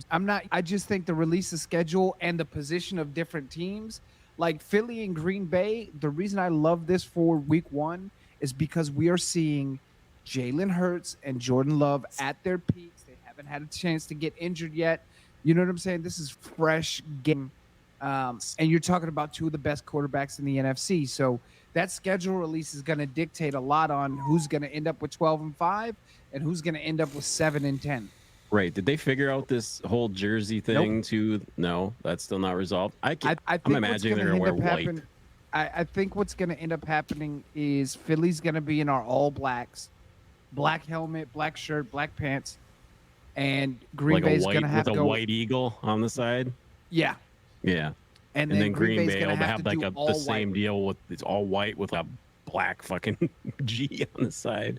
I don't Yeah, know it's gonna be how you do weird. that unless Philly Chocolate. goes Well, all Green white Bay, because Green Bay will just. Green wear Bay's their got that Acme- those chocolate Acme Packer the uniforms Acme they can Packer wear. ones, yeah, oh yeah, your Those things are throwback shit. Jesus. I Those will things agree are with you. ugly. Hey, but Charles has a fun fact about that. You guys can blame yourselves for that because something about what was it? They bailed out the Packers when they were the Acme Packers. They actually Bears paid for did, them yeah. to stay a team. Yeah, the So Bears. congratulations to the yeah, in Packers, the for the very Bears beginning- owner giving the yeah. Packers money to stay afloat. In the very Those beginning things of are everything. fucking ugly.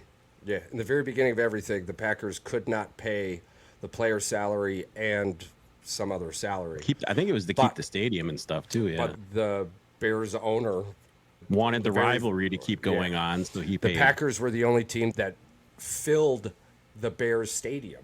When other Yeah. teams would show up, it would just be so. That might in be a lieu- bigger regret than In lieu of competition, he Hell no, he it's bailed given- the Packers out for 5 years. Yeah, It's That's got to you- be the best decision the Bears owners ever made because It's the made them so rivalry much it's money, kept them too, yeah. relevant. Like Yeah. that, everybody wants. I don't give a shit if you're an NFC fan, an AFC fan. Green Bay and Chicago in either Lambeau or Soldier Field or whatever it's called now. They're selling. it's still Soldier Field. They better not disrespect that shit. the Pillars are the only thing that has to stay. Those like Very that rivalry.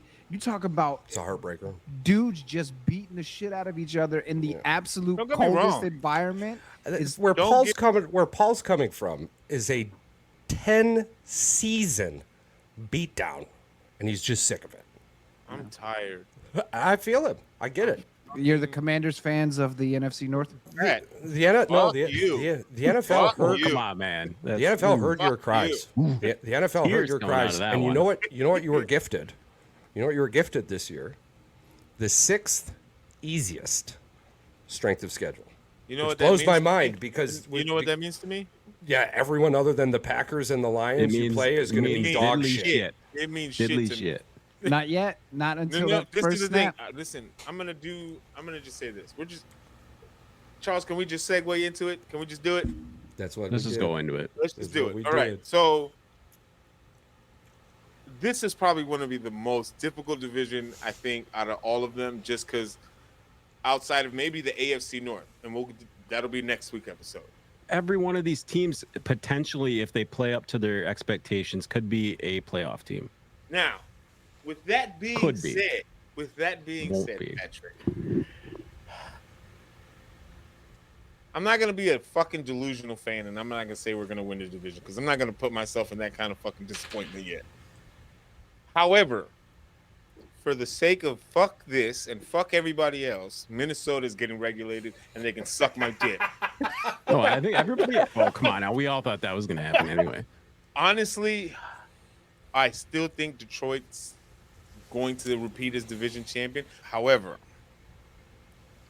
Green Bay can slide into that bitch real quick, real fast, depending on how the beginning of the season starts for both of you guys. Whoever strikes the iron hot initially and is able to come out hot in the first 6-7 games, that's going to determine who's going to be the division champ.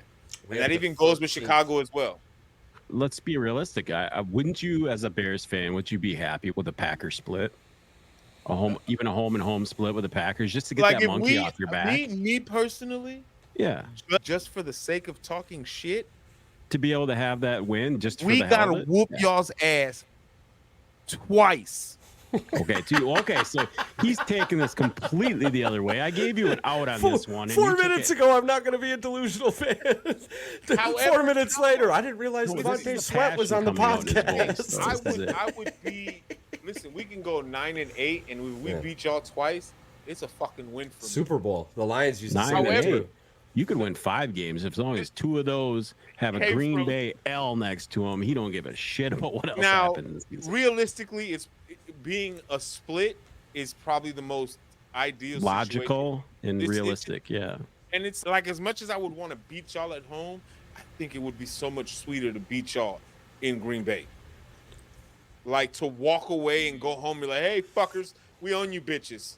No, it And hurts. especially- It and hurts especially, losing at home. especially to if we Chicago. play y'all at the end of the season in Lambeau and be able to go home with that win is so much sweeter, I feel, in the situation that we've had for the last decade. To have that, to finally end that streak, it's fucking over. Yeah. Ideally, I could see us winning 10 games this year. I still think it's between you guys and Detroit for the division. I think the division winner is going to probably get another maybe 11 or 12 wins this year. So, it all depends on who gets hot first between you guys within the first 6-7 games. Whoever able to strike hot and stay hot within the first 6-7 games, especially after y'all's first meeting, I think that's going to determine who's going to hold that lead. Because y'all, Jordan Love surprised the hell out of everybody last year. More than what I thought he was going to be. He performed very well. I'm like, but Jared Goff, his team got better offensively. They got better defensively. They still have a lot of momentum going after. Like, they made it to the NFC Championship game last year. And barely lost. That's what I'm saying. Like, they have a lot of momentum on their side. But so do you guys. Y'all literally spanked the shit out of the Dallas Cowboys at home. And I will send the Green Bay offices a very nice box of chocolates for that ass whooping y'all delved out. And we were one field goal and a missed tackle away from going to the NFC Championship. Well, just say you were a special teams player away. You were a kicker away from. So I think Minnesota can suck my toe, and they're going to get regulated. I want to say Detroit, but Green Bay can win it. And then, again, I don't know what Chicago is going to perform like. This NFC North situation is everywhere. I can tell you two things off the top of my head what the Bears are going to look like compared to what they were last year. Oh, night and day. Weapons Night and day. offensively, it's going to be a team that it might not click in the first 3 games of the season. It might be a lot of hiccups, but towards the end of the year, if they have in the last 6-7 games of the year, if they have a fluid connection between all those players and all the pieces that they collected, Keenan Allen, Caleb Williams, Gerald Everett. Rome. My grandmother had wheels. She'd be considered a bike. Charles, I do understand this. A unicycle. We'll call her unicycle. I'm just saying, there's a lot of ifs, ands, or buts in this. I know there's a lot of ifs, ands, or buts. you We put also that- had these ifs, ands, or buts with Jordan Love as well, too. So You we put can't. that We a can't. lot We have nicer to put than I thought ourselves you in were these going to. shoes sometimes. I know. I couldn't keep listening to all these ifs, I'm ands, and like, buts. again, The I'm- Bears are getting regulated for me. It's. You You're can. an You can. asshole. I'm being realistic, right? I might be the No. only one here being No. realistic. But No. Just because you got a bunch of shiny new toys doesn't mean you But know how to that's- play but with this- them. Okay. So let me ask you this, Charles. Let's The just, Bears have had shiny toys since '85. When have they played with them correctly? we haven't had this many. The shiny Lions have toys. had shiny toys. They're just as bad. Since '69. They're Listen, just as okay, bad. with So them you're well. telling me Minnesota right now is better than Chicago right now? Yes. You are out of your fucking. No, because Chicago hasn't proven a damn thing other than they can Mark. accumulate first-round draft picks and keep a coach they shouldn't keep. Let's make a bet. I will. Let's make Okay, a okay, all right. I'm backing out of this. Me and Me Mike too. are backing out. I will. Make a bet. All right. So We'll what's right. the under for Chicago's wins and Minnesota wins? 8.5 for Chicago. So I'd say it's. this is going to be I a think two-part he bet. thinks that Minnesota. I can't give Minnesota a 9, but I can't give them an 8. So they're both 8.5 to me. So over under on wins. Who gets more wins? Minnesota. Because in this scenario in my mind, they beat Chicago. Ain't no fucking way. I Oh, don't you think they win this by default with a better division record? with the better Okay, division okay, record. I take that. I don't. So what are we putting on? What are we putting on the table? Whatever you want to lose, bro. This is simple for me. Oh boy. Oh boy. Oh, good. Okay. So if Chicago ends up with more wins than Minnesota, Yeah. you have to. Fuck, I got to think about this. Think about it for a second, because Patrick, give your list. And then All right, keep you have until the beginning of preseason to figure this out. All right. And then Yes, once that's perfect. preseason Give Oh starts- no! You have till the beginning of the scheduled release, the actual scheduled So I got release. 2 days. Oh, when is it? Yeah, Today. so I got Yeah, 3 that days. seems fair. Yeah. That seems fair. I got- you're the Because I was one going to that say has I the could advantage, right? give you the strength of schedule right now, and I can tell I you got that the 3 Bears days. are in a much better position than the All right. Minnesota Vikings, but it doesn't matter. Yeah, yeah. Minnesota All right, Vikings have the same strength of schedule as the Chiefs and the Commanders. Interesting. This is the one that bothers me the most. It's most difficult for me because I have the Detroit Lions repeating again as the NFC North champions. Here's the issue why they are. They didn't lose anything. They still are consistent. They have better weapons and more consistency. They have a better running game. The Packers got Jacobs, but the Lions arguably have one of the best offensive lines in the NFL. Let's not kid ourselves. And like you They said, do. worse. But here's the thing: Green Bay with Jordan Love, it's a prove that you weren't kissing your sister type season for the Packers. And I think everybody knows Jordan Love is good. Is he good enough to overtake the division at this point in his career? Probably not. So I'm assuming Green Bay is going to win 10, 11 games. They're going to make the playoffs again. They're going to be a thorn in Detroit's side, just like they were last year. Right. I've got third place with the Bears. I think the Bears are going to win 8 games. They're going to go 8-9. I think what's going to happen with the Bears, like you said, they're going to falter early because they don't have that chemistry. They're going to probably fall behind 4-7, and then they're going to go on a little win streak at the end of the season. They're going to show everybody what that team could be, and it's going to be better than what people thought it was going to be, but it's going to take time. Yeah, And I'm Minnesota with with the caveman at quarterback, we're going to see J.J. McCarthy this year. I can almost guarantee that.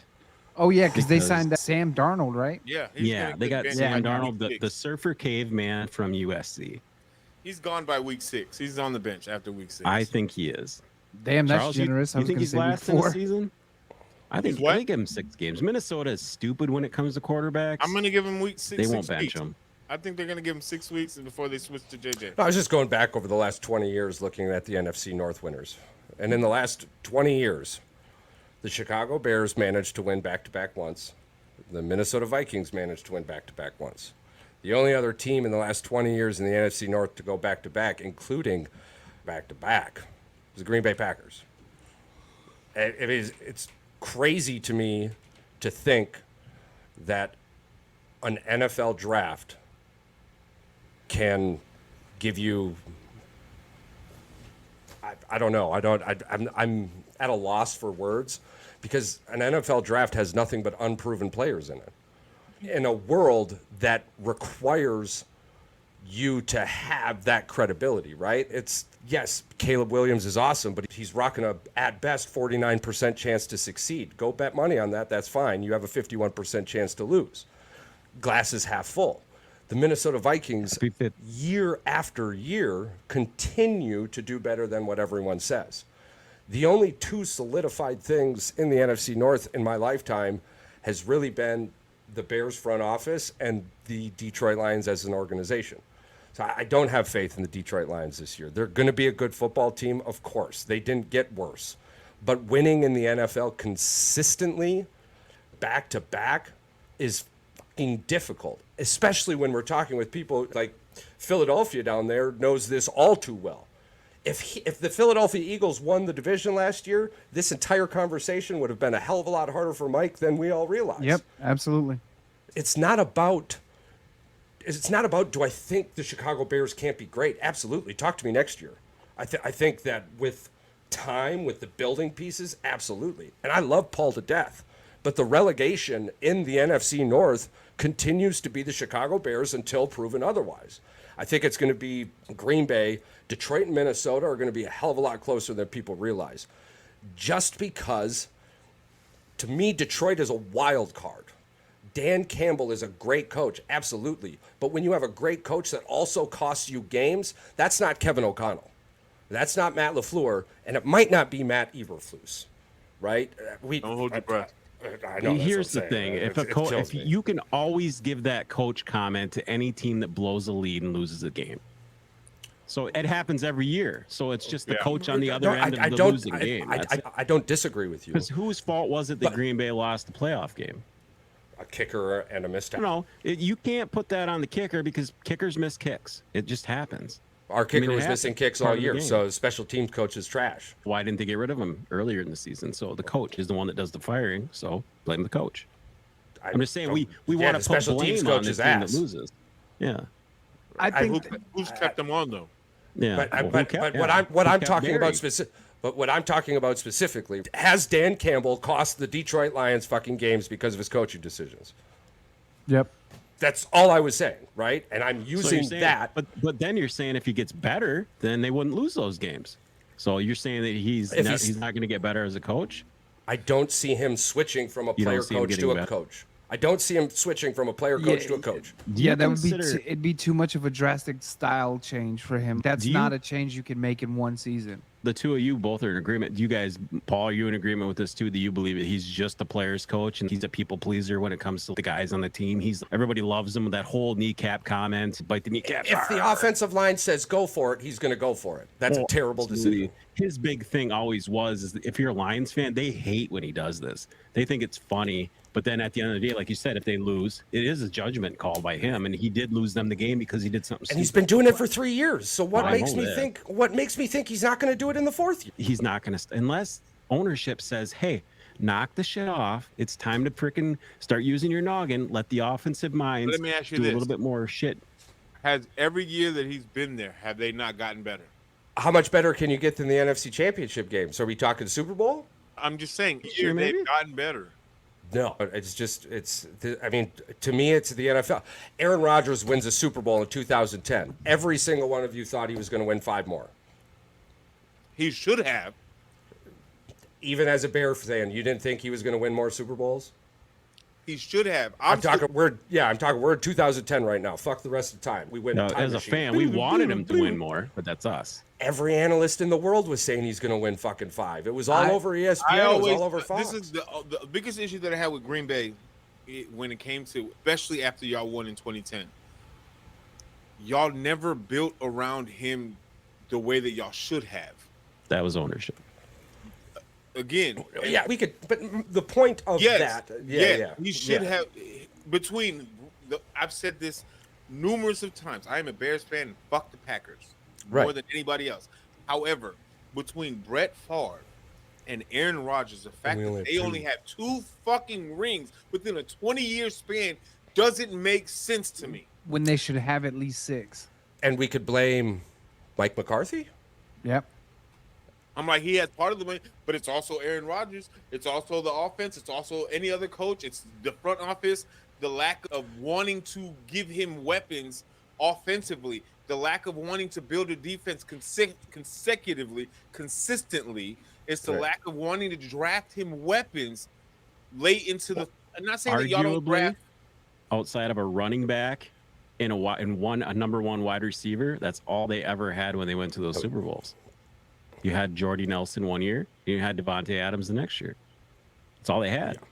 And even Favre only really had one weapon. And this wasn't necessarily supposed to be why didn't Aaron Rodgers win 5 more. I'm Right. using that as the hype for what is happening right now with the fucking Detroit Lions. I It's think that all, they're going to win a Super Bowl next year. That's not what I'm trying to say. My thing is right but now. the only thing better than the NFC Championship game is Is the getting Super to Bowl. the Super Bowl. Well, getting Right. to the Super Bowl. I guess technically there's 2 steps. You got to get to Right. the Super Bowl. So and if then Dan feel Campbell like- doesn't get to the Super Bowl next year, is he regressing? No. Technically, just By they what don't- you guys are based telling me, yes, yes. based on analytics, that's a regression. But the What thing I I'm think- saying, go ahead, Mike. the thing I think we have to take, and I completely agree with Charles in the fact that I think Green Bay, like Detroit, is fantastic. Was great last year. They handled their business, right? Fantastic. But Jared Goff is not Patrick Mahomes. He's not Joe Burrow. And I'm not saying he's a bad quarterback. He beat Patrick Mahomes. I'm not saying he's a bad Joe quarterback, but he's not a great Davius quarterback. Tony dropping the ball beat Patrick Mahomes. Sounds Yeah. like a him problem. He's not a great quarterback. No, and Mahomes let's threw the be honest. interception. Let's be honest. Who's Jared Goff's wide receiver 1? Jared Goff is the same. I'm Brown. St. on Brown. Ross St. Brown. I'm Yeah. on Rouse St. Brown, right? He's not even a Pro Bowler. I was gonna say He is had he one a of the top 10 best receiver? seasons of all time, like for a Lion. Talk to me when he's a Pro Bowler. Those don't mean the Pro shit. Bowl is the Pro.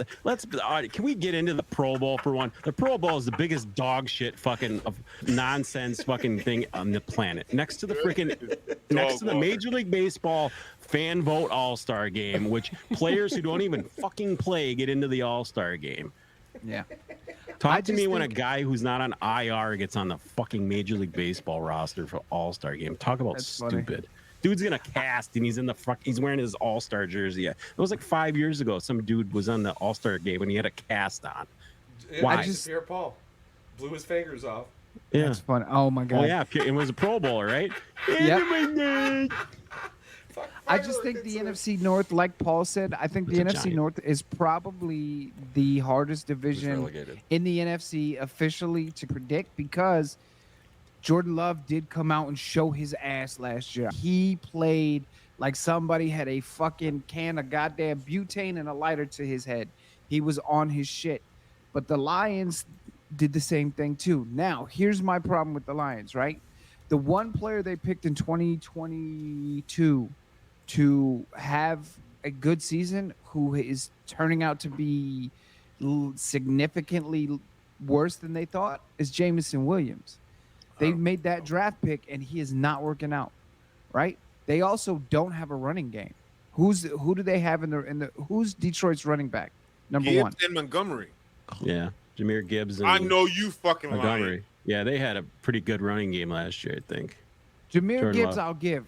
Jameer Gibbs, I will give. But like, it's not Detroit's running game doesn't scare me, and it shouldn't scare the Bears, and it shouldn't scare the Packers. Like their running game's not that good. I think honestly, the way it's going to look for me this year is Packers 1. I'm going to give the Bears 2 because I just something says the Bears are going to be at least double their record from last year. I think the Lions are going to come in 3, and then the Vikings get relegated for me. I think the Bears and the Lions are going to be closer Wait. than anybody You said we're thinks. gonna double our wins. Yeah. So you're saying we're gonna win 14 games? Oh, you guys had 7 wins last year? Yeah. I thought you guys had 5. Sorry. No. Okay. Yep. Then you guys will get 10 wins this year. I think I'll the take Packers. 14, my guy. I think The I Lions. think The Lions would have had 2,313 rushing yards last year if Teddy Bridgewater wouldn't have took a sack. So do you know the last quarterback picked That's number the 1? stat that came up when I googled their rushing yards. Do you know They who had the all last these yards. quarterback picked number 1 to win a Super Bowl is? No, I do not know. Pick number 1. He was picked number 1. I have no idea. Peyton Manning. Yeah. Close. Yeah. Eli. Eli was number 1. Yeah. Yeah. You That's got he got Insanity. Okay, now hear me out. Oh no, I agree. How long ago did Eli Manning get drafted? 2010, How long ago? It was right? 2010 2003. or 11. Yeah. Yeah. Maybe Caleb Williams is the next. Been almost 30 years You without. trying to say that? You trying to say this? is like Almost 20 years without. Charles? I'm just gonna say this. Last year, there was only one team better than us in rushing. Suck my dick. That was Well, Baltimore. but that's because Justin Fields was running his ass off to save his life. Does it? That's because your offensive line was leaky as It fuck last mattered. year. It mattered to the Baltimore Ravens come playoff We running time. all over you bitches. It mattered to the Baltimore Ravens come playoff time. I think, No, I think the Green Bay Bears take- rookie running back had a really good season last year. I think he had like Roschon 1,200 Johnson? yards. Yeah. Monster. Yeah. I think Green Bay, in my opinion, I think Green Bay takes the division. I think Chicago's a close second, and the Lions are third, and then Minnesota. Who's more can go mobile, fuck itself. Justin Fields or Caleb Williams? Justin Fields. Justin Okay. Fields. So those gaps that were created because defenses were worried about Justin Fields running aren't going to fucking be there anymore. It's You gonna said they it's gonna fixed come it. down. have a- Offseason, they they got have a a better tackle. running I thought they back fixed that Yeah, offensive line. Devontae Swift. The Bears have offensive weapons. It's the person driving the helm I don't have faith in, and it's not because I don't have faith in him It's- because of Charles, his name it's or what he it's does or unproven potential. You don't know what it is. Proven potential in the NFL. That we heard the same fucking hype with Justin Lawrence. I gave him. I said 8 games. Trevor I said 8 Lawrence? 9. Trevor Lawrence. Yeah, I can't even remember his name. I think they're going to win one more game than they won last year. Sunshine, I'll give them. I'll give them. They're sunshine. going to be a better team than they were last year, but it's not going to be that noticeable. They're going this to be year. and after everything I just said, this is going to sound crazy, but I It's I not think gonna sound crazy. It's you. I know. Thank you. Charles, But I you think gotta remember, it they is only going to have be this- noticeable. They I don't think it only is going have to be the- noticeable. They only Sixth have the easiest schedule. sixth most. Yeah. So they Yeah. should be better than they were I last no, year. I'm not disagreeing with you. This is why I said everything that I just said is going to be crazy. I think they're going to look noticeably better. They've got the offensive weapons to do it. You just need to get the ball close enough to Keenan Well, Allen, right. and he's going to get you yards. Not only right? that, you got Rome. Right. Unproven. I don't give a fuck about that. I Rookie don't. wide receivers tend to catch the ball outside. That one guy from was it the Chargers? The guy that Yeah. his rookie card, he was supposed to be a Trash. yeah. he Oh, was Quentin terrible. Johnston, the Yeah, He's Mr. not even in the is Mr. he even in the league? Stonehands. Yeah, he's the only Dude, receiver left. I on had that a team. 1-of-1 sports card of him, and Tank I think Dell, it where did sold he get for drafted? $13 fucking dollars. Tank Dell went to Houston, right? Yeah, no, but Yeah. what round? We could just say Tank not. Dell? Either the first or Second, I second believe. round. Second Okay, round. so not the first round. No, SMU, round. correct? Yeah, played at Yeah. SMU. Puka Nakua, where did he go? I think it was third or fourth. Third or So fourth not the round. first round, yeah. So you see where I'm going with this, right? We can keep going down. These first round wide receivers, this is NFL draft day fucking hype. This is an entertainment business. And until you get on that fucking field and show me that you can be Devontae Adams or Justin Jefferson or what's his face from I'm not fucking disagreeing Cincy? with you Well, on let's that. not I'm kid not. ourselves. It's the situation these But players are put in as I well. just don't think that Minnesota is going to be better than Chicago this year. Not with that quarterback fuck show they got going. up No, not with the We- caveman out there. we will see. Stonehand. there. That quarterback fuck show. I'm sorry. It's just I just can't see. Justin Jefferson made Kirk Cousins a fuckload of money. You don't think he Yeah. can't catch the ball Cousins from is Sam definitely Darnold? a Sam better Darnold quarterback had than really Sam good receivers Darnold, in though. San Francisco to throw the ball to, and he looked like he absolute looked like dog shit. bull- No. Look at his No. stats. Look at his Sam stats. Darnold, Sam Darnold at times was being called for during Brock Purdy's fucking. I don't. Dick That's off San, streak. dude. It's San Francisco. They I'm just got saying, that place. Is the streets are Shan- filled with needles and shit. I don't Shanahan's give a shit offense about makes those anybody people who look live good. there. It got San They didn't make Francisco Sam is a Darnold bunch look of good. freaking homeless hobos. the fuck it that didn't. live It in got the him another fucking starting bum job streets. position after the Teenage debacle that was the New Mutant York Jets. Ninja bums is what they should be called. Kirk Cousins not there. If Listen. Kirky was still in Minnesota, Sam Darnold would be on somebody's couch. Why, he'd still be back up in San Francisco. No, he'd be teaching surf lessons down in San Diego with the freaking bums, Only re- with the bums, with the Only needles, with the reason why bums. he's in Minnesota is because he's just a bridge quarterback for JJ. Let's not get this shit twisted. Okay, okay, Justin, you want to do Justin Fields is better than Sam Darnold? that? Sure, I'll Fuck say it. yeah. Is Kirk Cousins a Because freaking they had the option to take them both, and they Penix? chose Sam Darnold. Sam That's- Darnold can suck my dick. I'm just saying. Charles, I'm do you gonna believe take- JJ is I'm gonna? gonna take What week is JJ coming Out in? of my book, Next year, Sam You, Darnold. you don't? You think Sam Darnold is gonna stay healthy? I think in a division where you have the blueprint on how to build a quarterback, yeah. Here's the other problem: Aaron Jones not proven to be able to stay healthy for an entire season. Guess what's gonna happen if he goes down? They have a dog shit backup, so he's gonna have to throw the football. Guess what's gonna happen if he has to throw the football? He's gonna get put on his ass. Guess what? Sam Darnold is not a quarterback who's going to be able to take a hit. Here comes And he's JJ also not McCarthy running. strutting in. Yeah. I'm telling you, 6 weeks. I'm Sam saying this is Darnold- how it's going to go down for me. I don't know about you, but that's how I think it's going to happen. I was just sitting here thinking about how much laughter I'm going to get during this NFL football season. I'm going to be. Y'all, I'm y'all excited got to some see fucking your- Kool-Aid eyes on right now. Hey, I'm hey, telling hey, you right I fucking said- now. I'm waiting for I him to said come 8 crashing through my wins. door so I can scream, oh I no. said 8 wins. I said 8 wins. I did not give to drink no Kool-Aid. I just said they're going to be a little You bit got better the than Bears that. winning 10 games. I didn't- Eat 10? eat hot He dogs. didn't say that. That was. I that said was 8. I said Oh. 8. That was me. that Okay, was good. right.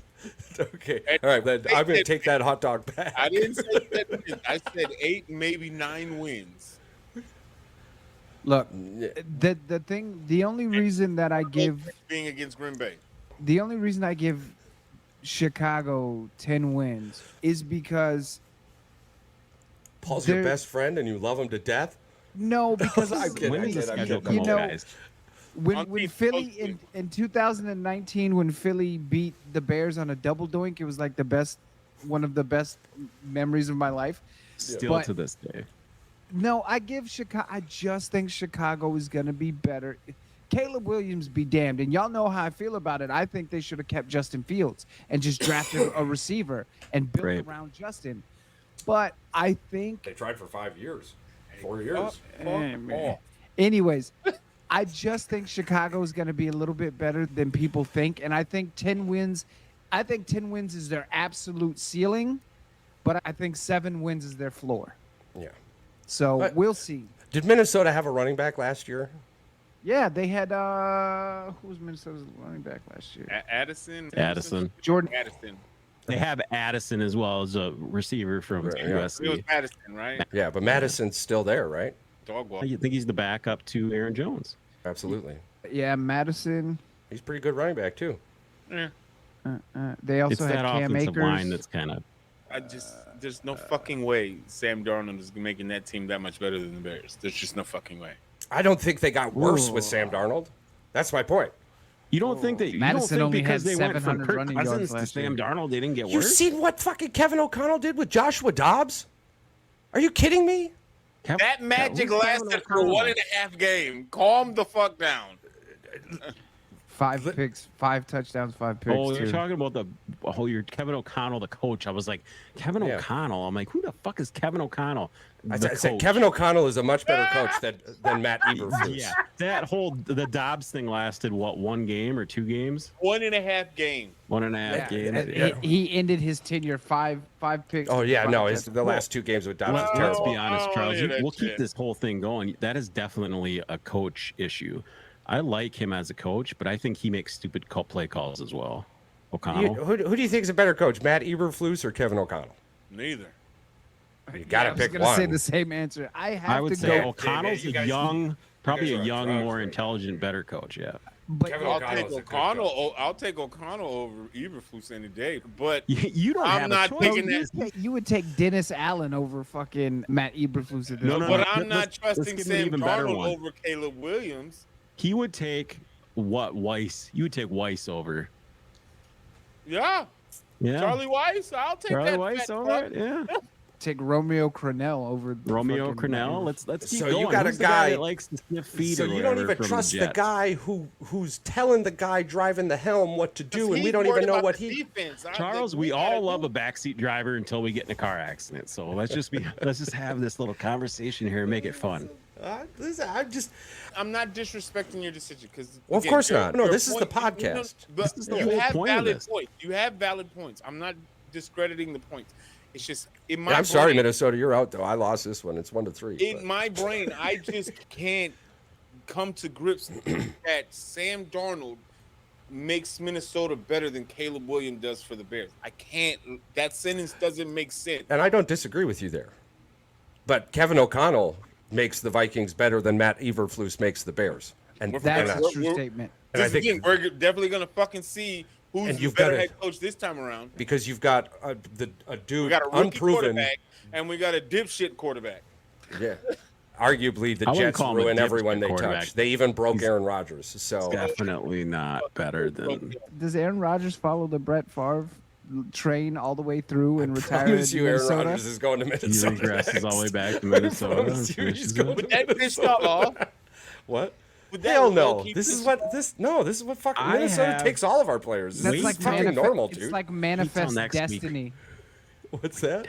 It's like manifest destiny that Aaron Rodgers is going to fucking Yeah, it's going like to the Vikings. I'll be more surprised if he doesn't go to the Vikings. And I'm telling you that Fuck right around. now. We're gonna with fuck around and everything see. inside of me. It may not even be the Vikings. Fuck around and he changes the whole course and goes to the Bears. It as like won't a be backup fuck or around some and shit. find out it'll be Don't fuck come around over in here. Minnesota. That'll be He Don't still bring- will. fuck around Can you in imagine? bring Minnesota. that Can you toxic imagine if he shit goes to the Bears Chicago. and starts Don't beating bring- everyone? He still owns the Bears. Aaron Rodgers, Don't he bring- still would own the Bears. Yeah. Don't bring that toxic shit over here. Leave that shit over there on the East Coast. It's to me, it's Green Bay, Detroit, Minnesota, Chicago. Have you guys tried to link up yet? By the way, For what? For your just to see if you guys can connect and play a game. We got to figure that out at some point. Yeah, indubitably. 'Cause Are you on Xbox or on PS4? Xbox. It don't matter though. it I should know. I be just got to figure out cross-platform. how to. I got to figure out what ID I got to send you, what gamer tag I got to send you to be able to add me on your friend list on Xbox. I sent you the Discord link, so jump When? in there moons ago. I'll send you another one. Yeah, send it to yeah. Yeah, I sent the chat the Discord link. There's a whole room and everything. I must have missed it. I think here's what my plan was. If you two want to jump on Friday at some point and try to figure that out, just to see if you guys can connect your gamer tags and at least get in a game together. Just have Charles throw some pitches. You take a couple swings just to see how Just it works. see if there's no Yeah. delays like that. Yep, absolutely. I think we can work that out. Can we talk about the topic now?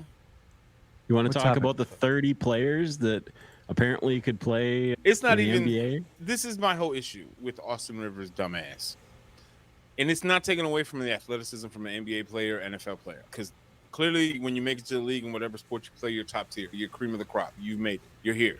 Congratulations, you've made it. You're here. But let's not get carried away. There's football fit and there's basketball fit. They're not the same thing. They're not. Just like soccer fit and any other fit. You can't. It's not comparable. Now, could there possibly be an NBA player right now that could make it into the NFL? Possibly. Again, you still have to get in that kind of shape to be able to handle that. But for the simple fact for him to disrespect that shit and say that all you got to do is catch the ball and run north or run south, I'm like, bitch, it's not that simple. Go put on some pads and catch the ball and see how hard you get hit. Well, I mean, You are little. James Jones said it best. The dude didn't even do his craft good. James So, Jones, but did you I see- fucking James love. But did you see his rebuttal to James Jones shit after he just Yeah, fucking he's talking about ethered? he's talking about his money. But Like, this is the thing. This is the thing that pisses me off. Okay, this is the part that pissed me off about Austin Rivers' little James dumbass Jones fucking won the Super response. Bowl. It's not even just that. He talking about, you want to say that I played for 11 years, but I played for 9 teams. That's not enough. Sir, you averaged 9 points, 2 rebounds, 2 assists in an 11-year career as a top 10 pick in the draft. You, sir, are trash. And even if The you exact made definition of a bust. even if Yeah. you made James Jones' career earnings Tractor in a trailer had year, better stats. you still didn't help any team do shit. The only reason he is where he is because of his daddy. So again, your money, congratulations, you made more money than James Jones did in his whole career. But how much? The thing that made me mad, he was like, I was an All-American high school, this and this. College and high school is great. Good fucking job. But when it counted in the pros, where you're trying to make a name for yourself, make a His name best for your year, I career, think he had 12 or 13 points a game, and that was like his peak. what did you do No, to no, no. help the team go anywhere? So his best year was in 2017, 2018. He was averaging 33 minutes a game, 15 points a game, right? But He's playing His- for his dad. yeah, I Your never even dad heard thought of him. Your Never even dad heard was of him. shit. Your heard dad, of your his dad dad, thought you were not shit, him. and he traded you away because you Yes. weren't good. His- Your own dad traded you away. his career average was 8.5 points a game, 2 rebounds, 2.1 assists. He's What was played. his best game ever? What was his career His- best? His I don't career have his- season or I don't have his- career. No, His just like, career what's the season was best game he 2018. had? Let's just say the best game he had. While you guys are looking that up too, there's a really easy way too for me to understand this. James Jones ends up in a conversation in multiple different topics when you're talking about top of their craft players. Championship rings, Super Bowl, team-wise success, player success on that team. What was his name? Austin Rivers will never be in any of those conversations. Nope. Not one. Not So one. his biggest game came against the Was a f- Sacramento Kings. He had 41 points. He went 14 of 20 from the field. He He's had a only baller. got- He had a game. He's only had Yeah, I did too. a game above 30 points. 1, Pitched a 2, no-hitter 3, 4, better than 5 Austin times. Rivers. He's only had a game above 30 points 5 times in over 700 games. And let's be So- honest, like Charles said, top 10 pick. Yeah, Well, the he only said conversation top 10. he'll ever be in is top 10 picks that never panned out. That's the other Again, thing.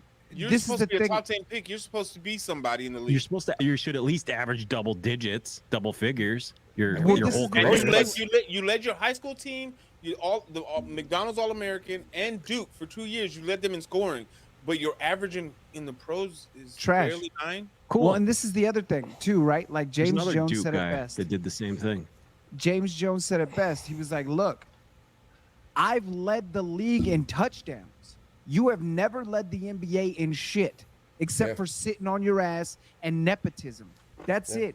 James Jones is not only is he a Super Bowl champion, he is a contributing factor to why Green Bay won their Super Bowl. The dude is a legit wide receiving freak of nature with stats to back it up. And the other thing is Austin Rivers. What got me is, okay, you could athletically and skill wise maybe make the transition onto the field, right? But Austin Rivers is 200 pounds at 6'4". So what position is he going to play? Because he's not going to play cornerback. A guy like AJ is going to put his ass in the dirt. He's not going to play wide receiver because somebody like Patrick Surtain is going to put his ass in the dirt. He's too small to play running back. He can't play special teams because a fucking gunner's going to crack him in his face. This is the thing is like Basketball. What makes anybody think he can play fucking football? basketball is a contact sport. Joy Taylor, I love Joy Taylor. She said it perfectly. Basketball is a contact sport. Football is a car crash sport. You're talking about a car crash every single play, 300-pound men running at you. You weigh barely 200 pounds. We have tight ends who are 6'7", 230 pounds who get put on their ass consistently. And they've been playing football their entire lives. You've never played football. And as far as NBA players going into the NFL, they showed highlights of Draymond Green playing at Michigan State. That dude was absolute dog shit. He got wrapped up by a 6 foot, 200-pound guy. Yes, could not get off the line. Draymond Couldn't Green. get off the line. So and this is one of those guys in the NBA who was known for his defense, known for being tough, known for having this attitude that I'm just going to keep running through shit. Guess what, Mr. Draymond? Everybody on the football field are psychotic enough that they want to go do what they're doing. They want to get hit. They want to make contact. They want to be that alpha. Basketball invented load management. Basketball is asking for extra votes on the MVP because the candidates are missing half of the fucking season. Basketball has flop regulations. If you get a foul because you flopped, that sport is soft as shit. It's the same thing as soccer. That flopping shit is bullshit. So Can I give you his comparative? Yes. I'm going to give you a player that he's comparative to, and you guys are going to say right off the bat, no, he's not as good as him. But stats comparable wise, his career went the same with Christian Laettner. Yeah, I could see that. A disappointment, like the career wasn't. He was really the third overall pick. I'll Only give averaged 12 points for his career. I'll give you a hot take right now. Austin Rivers was a bigger bust than Greg Odom because Greg Odom never got the opportunity to prove or disprove himself. Injuries took him out. Austin Rivers had ample time to prove that he was somebody, and all he ever did was show up as a nobody. You want to know the 9 people that were selected ahead of Austin Rivers? Yeah, hit us with it. Anthony Davis, number 1. Michael Kidd Gilchrist, Hall of clearly that. Famer. Bradley Beal, Deion Waiters, Thomas Robinson, Damian Lillard, Harrison Barnes, Terrence Ross, and Andre Drummond. Give me the 10 who were drafted behind Austin Rivers. All right. After him, we'll Give me go 3. 11 through 20. We'll go 11 through 20. You got at 11, Myers Leonard, Jeremy Lamb, Kendall Marshall, John Henson, Maurice Harkless, Royce White, Tyler Zeller, Terrence Jones, Andrew Nicholson, and Evan Fournier. Let's just keep going. Jared Sullinger, Fab Mello, John Jenkins, Jared Cunningham, Tony Broughton, Miles Plumlee, Arnett Moultrie, Perry Jones III. This draft was trash, sir.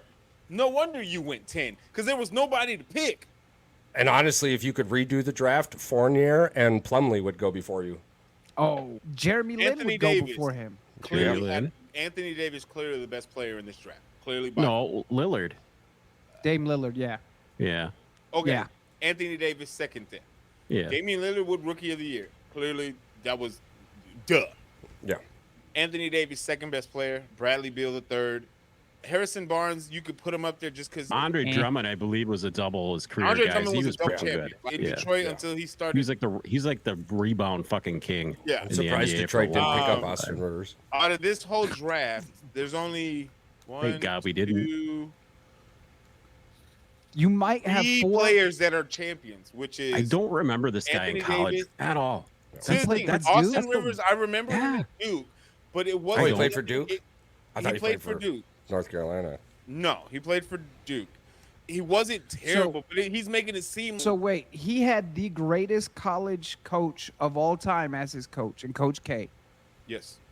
Of course, he had a fucking good college career. Get the fuck. You had Coach K. Like the dude is I trusted know, enough. it's like Jay Williams Okay, talking so about. Oh, this he is said, his- "Fuck you, his- dude. You played for Duke." Yeah. Oh, fuck this guy. 34 games, started 33. Averaged He 30. was only, he only averaged He only 15 played points a 1 game year. in college. 15 and a half points a game, 33 minutes. His Yeah. field goal percentage was at 43, 3-point percentage at 36. No, get to the free throws. Get to the free throw percentage. is 66%. Suck my toe, my guy. And he's like, what is he a guard or is he a He's forward? a shooting guard. He's a Yeah. shooting guard. He's a shooting guard and And you're averaging a shooting 66 free throw. 66% free throw and 43 from the field. Hold You know on, what he's wait, gonna say was when he hears Shaq's this? career At least I made more money than you. At least I made I'd more hope than so. Your dad's I've had more most of purpose your in my years. life than you've had your Hold on, wait, entire wait. life. Shaq's career free throw percentage is 52.7, and he's considered widely by most people The worst free throw the shooter worst of all free throw time. shooter of all time. You're telling me, But he's a center. This dude's a shooting guard. That's what I'm saying. This I is know your Austin job. Rivers is This the is your- worst free throw shooter This of all is your time. job. Your job is to shoot the ball. Absolutely. Your it's your job is to fucking shoot the ball. title. So It's I'm sorry, I everything- was way yeah. wrong. There's a whole nother conversation. Austin Rivers gets to be worst free throw shooting guard of all time. That's how they should settle Your this. primary- With 25 free throws Your between the two of them. primary position listed on your profile is shooting guard, and your secondary. is Hey, point did guard. James Jones play basketball in high school? Can we get his high school stats up here? Maybe he. You know what? If, I what just if had James Jones was a 75% free throw shooter in high school? I just have. already Oh, better. that'd be funny. I just had an Exactly. idea. They should settle it this way. They should have James Jones shoot free throws, and have Austin Rivers run routes and see who does better. Period. Let's see if with a DB on him, if Austin Rivers can even get a first down. I think because I to guarantee even you- put James in that situation would be disrespectful to Mr. Jones. I agree. Jones. I see where you're coming from, Mike, and I love it too. But I just sitting here thinking about it. I'm like, why would I step up to any situation with that I'm flack James, there? Yeah, if I'm James Fuck Jones, that, I'm like, dude. I'd outta be here. I'd be showing him this finger with a big. Oh, I hold got on. everything to end this conversation and make James Jones just look. Fuck, I even got something Austin Rivers does. Austin Rivers is about to look like a dog shit. You Goddamn ready for this? championship ring. I'm gonna read a little snippet of James Jones' little history and background. Just a little. Yes. James Hit us with Jones lived in various homeless shelters with him and his mom. They lived with his paternal brother. Once he went to high school, when he went to high school, he lived with his grandmother. In high school, he played basketball, track, and football. During his senior year, he was the most valuable player as a quarterback. Not a receiver, but as a quarterback. means he's smarter You're- than Austin Rivers. So again, you are dog shit. You literally had your career handed to you because of your father's last name. James Jones came from fucking shit And made a name for himself. he won a high school MVP as a quarterback, and then led the and- National Football League in in touchdown. touchdowns. That's And- crazy. And actually, he's in the pro, winning the pros, and won the ultimate goal for any athlete in any sport, and won a That fucking rang. Super Bowl. Yeah, got that rank. That In else Duke, matters. you couldn't in college. You couldn't even win a goddamn national championship with one of the best Yeah, coaches to he's- ever coach the game. I was gonna say his college career now is null and void because you had Coach K, you had arguably the greatest college basketball coach in history, and you couldn't win a national title. And in I'm college, he sure- was the MVP of the bowl game. And I'm sure Austin Rivers had some surrounding talent on those Duke teams. Of course, he did. Come on, It's Coach Duke. K. Yeah, it's Fucking Coach Duke. K. Look, the end all be all is this. Austin Rivers is trash. Basketball is a tough sport to play, right? You have to be smart. There's stuff that you have to look out for. James Jones and Acho and even Shady said it on Speak. There's more skill required in pure skill required in basketball. But you have to be smarter, faster, and tougher in football. Because to be a quarterback in the National Football League or even at the collegiate level, you have to make decisions split second that no basketball player has to make. Because, yes, people are elbowing you and shit and pushing you in the NBA. They're Check not this out. smacking the shit out of you. Check this out. Check this out. I can get a James Jones jersey anywhere from the Packers Pro Shop to Fanatics. Can't He find an has- Austin Rivers jersey. When's the You last saw time any James Jones? When's the last time James Jones played? You could probably have them made on Temu or something though. It depends. Which team are you looking for, Austin? Oh shit! Damn. Oh boy. What about go on Fanatics Amazon? says, What, no bueno. Fanatic says. what about get go on go to fucked. Amazon? his- Go to his- Amazon and see what you All can right, go find. to Amazon. Yeah, Amazon give it a- jerseys? Hey, we're This- gonna give you a fair shake here. His Amazon jerseys, they were once selling for $220. You can get them for $79 now. Austin Rivers, Yeah, yeah, yeah. but he's a top 10. He's top Yeah. 10. He's lottery. Top 10. Yeah, that's an NBA. That's an NBA jersey too. You pay way that- more for NBA jerseys that than you do discount? NFL jerseys, which is fucking Discount, huh? stupid. $79. Yeah. That's yes. worse I'm gonna than go to the. fucking I'm shit. gonna go to the Packer Pro Shop tomorrow, and I'm gonna buy me a James Jones jersey because I can still find him there because he's Yeah. relevant. Yeah. He's a Super Bowl champion. He's a fucking Super And Bowl a champion. league leader in I touchdowns. mean, I spent about 3 minutes looking for a fucking. I can find a bunch You're of telling knockoff me out of cheapies. 11 teams, there's not one Austin Rivers jersey that you can find. Look, No, I shared it You right could on the find- screen. Sorry, no This is- matches. This is the thing, Fucker right? played for almost every team in the NBA, but can't find a jersey. Let's go a little bit even more obscure. I guarantee you, if you look on Fanatics, you could find a Kevin Cobb jersey before you could find an Austin Rivers jersey. Do it. Try it. Find it. Look for it. Let me What are we s- looking for? Kevin Kevin Cobb Cobb. jersey. Kevin Cobb. Let's see. Kevin Cobb. Randall Cobb. Maybe not. But I know, you know what? I know you can find a Nick Foles jersey way faster than you could He's find a a fucking Super Bowl Austin Rivers. MVP. You could probably find a wrestler's onesie that's autographed better than you could find an Austin Rivers fucking Oh, autographed look, jersey. I've got autographed Super Bowl chip balls. I've got Oh, I autographed just found Kevin helmets. Cobb, quarterback. Yeah. Yeah, found Number it 4? right away. Perfect. See, that's Austin Rivers. Shut the fuck up. And Kevin Cobb was dog water. Oh, And Kevin Cobb is that. There's one right now. It's 24 hours up, $25. hey. I You would can't even get bro, You can't even get on I would Fanatics wear- to find you a goddamn Austin Rivers. I jersey. would wear Kevin Cobb jerseys every day in different Eagles colors for the rest of my life before I ever wipe my feet on an Austin Rivers Clipper jersey. Can I tell you something right now? You can get an Austin Rivers Game Select worn jersey, silver hollow out of $199, autographed rookie card for $12 on fucking eBay. Wow. Now that is pathetic. That is pathetic. So point being made But again, wait, Austin I Rivers. thought he was a top 10 pick. Shut Yeah, the top tip. Keep bringing that up. Just like You know Charles. who else was a top 10 pick? Anthony Bennett. Hey, Charles. Who's bigger, Morrison. Charles? Who's a bigger celebrity right now? Jaden Daniels or Austin Rivers? I would say probably We kn- Austin Rivers. We 'cause know he which one is bragged. taller, but we know which one is better.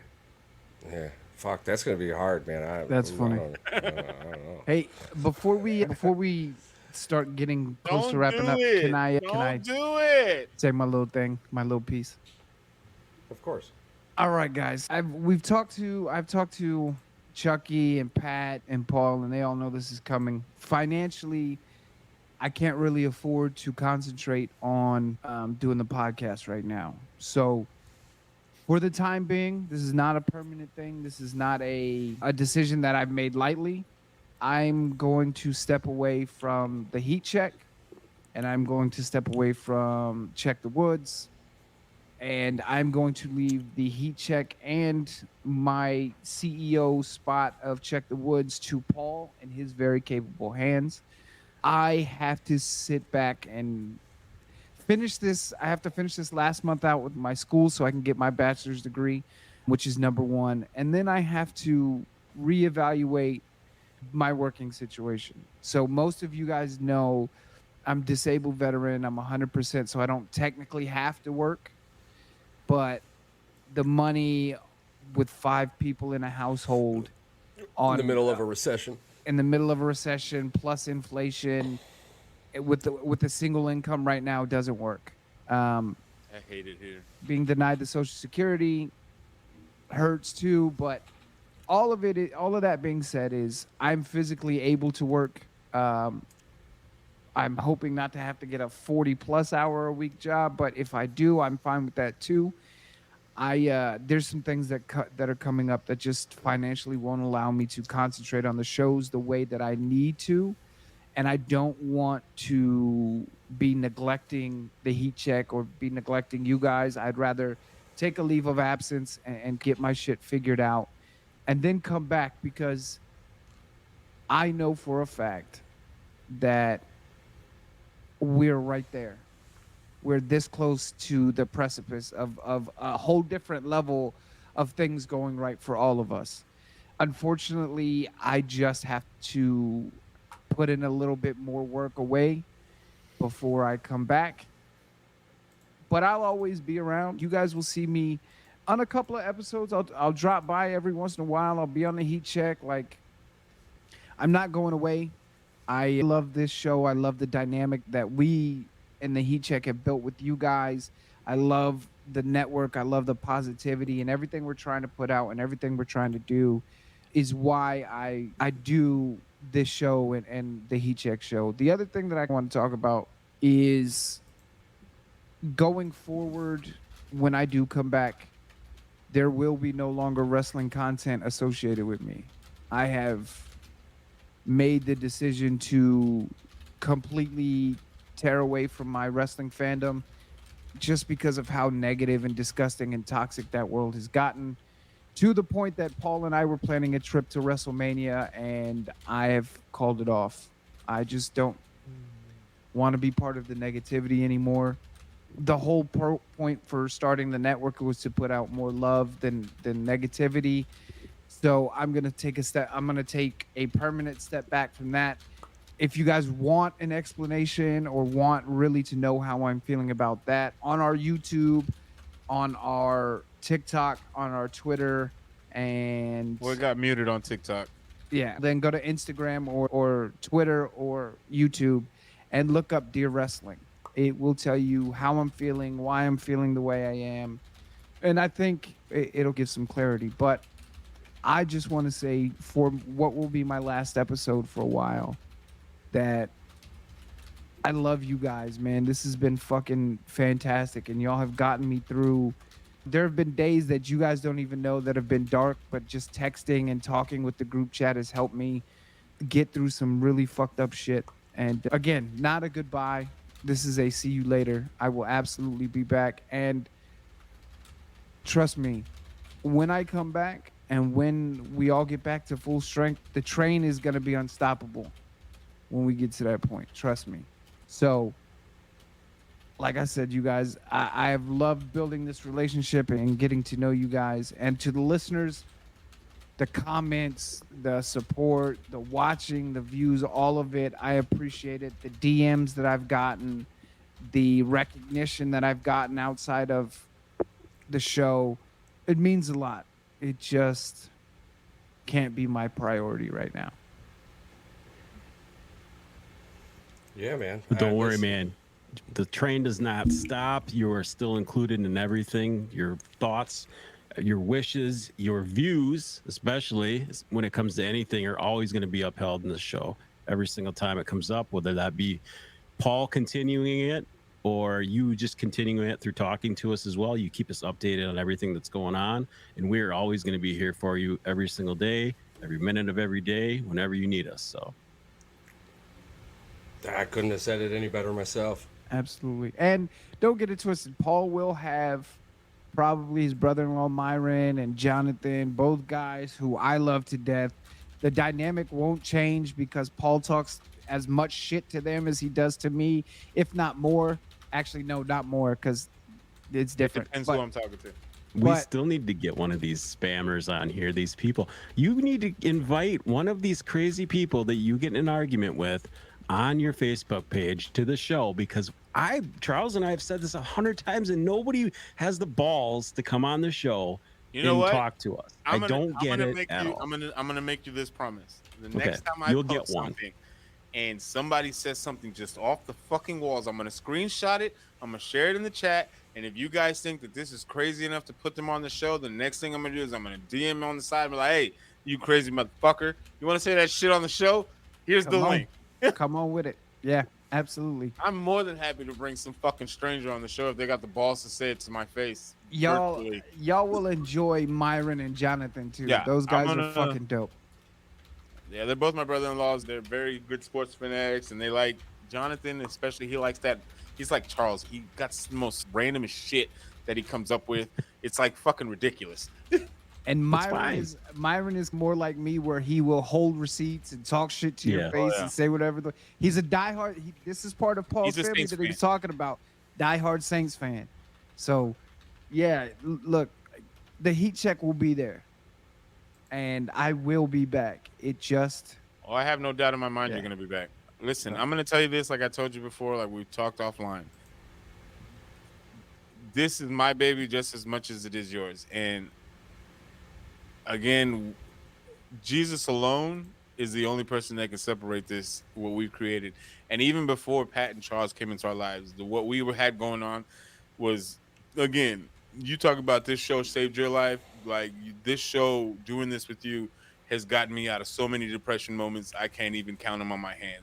And the day that I ran into Pat on Facebook was, it just opened up a whole new level of just fuckery that we get to get into now as a group of brothers. I'm like, we all, The reason me and Paul came together, we were supposed to have an argument.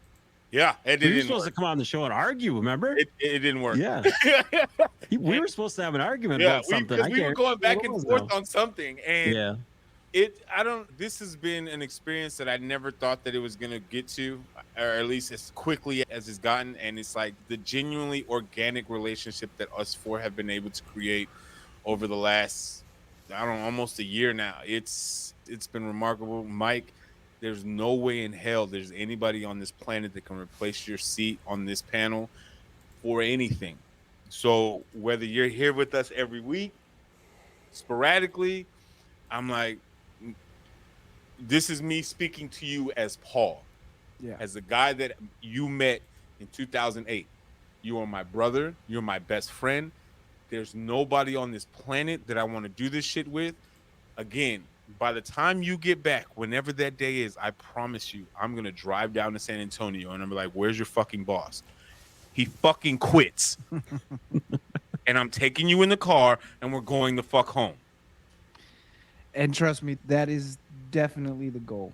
Yeah, man. It's not a dream It's a No, reality. it's the goal. because That's the because thing. dreams, because goals without plans are just simply dreams. Yes. What we have is a planned mission in which we are executing flawlessly.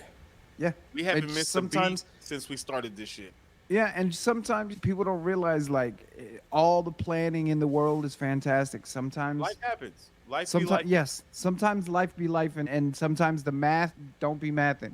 And Right. Never met a solidified plan in my life. I've only But that doesn't Every- mean the outcome is still going My- to change. The outcome is still the same. yes, I've- my favorite saying I've- of all time is everybody's got a plan until they get punched in the mouth. And I got punched in the mouth, and this is me responding to it instead of letting it kill me and letting it overwhelm me. I got to shift focus for a little while. That's fire. That's Yeah. instant fire. You have to lift and shift sometimes. Right now, I'm shifting fire. Focus is over here, but that it could be 2 months, it could be a year, it could be a year and a half, but it'll be here. And again, I'm not gonna be completely gone. I will be popping in and out, and these guys will have all the communication with me that we had before. So, like I said, I love you guys. I appreciate the journey and the relationship that we've built, and it will continue on, and it will continue to be better. Yeah. Because that's just who we are. Yeah. Indubitably. An eclectic group of individuals coming together for a comedic As the informative song purpose. says, the fantastic fucking podcast duo, but it says four guys on a sports podcast. Exactly. I love AI. I love it. It creates great songs sometimes, but like Mike said, sometimes what the fuck are you talking? The continuity is trash. It is not fluid whatsoever. This shit don't make sense. Yeah. Piari loves them bears. Yeah. That twang, it goes from twang to a rock song to That like song's weird weird. hip hop freaking lyrics. Yeah. Yes, it's whatever. I'm gonna be It's listening funny, to though. country later. But for everybody out there, for all of you who continue to listen, click, like, support, comment, even if your comment is wildly off the wall, trust me, we see it.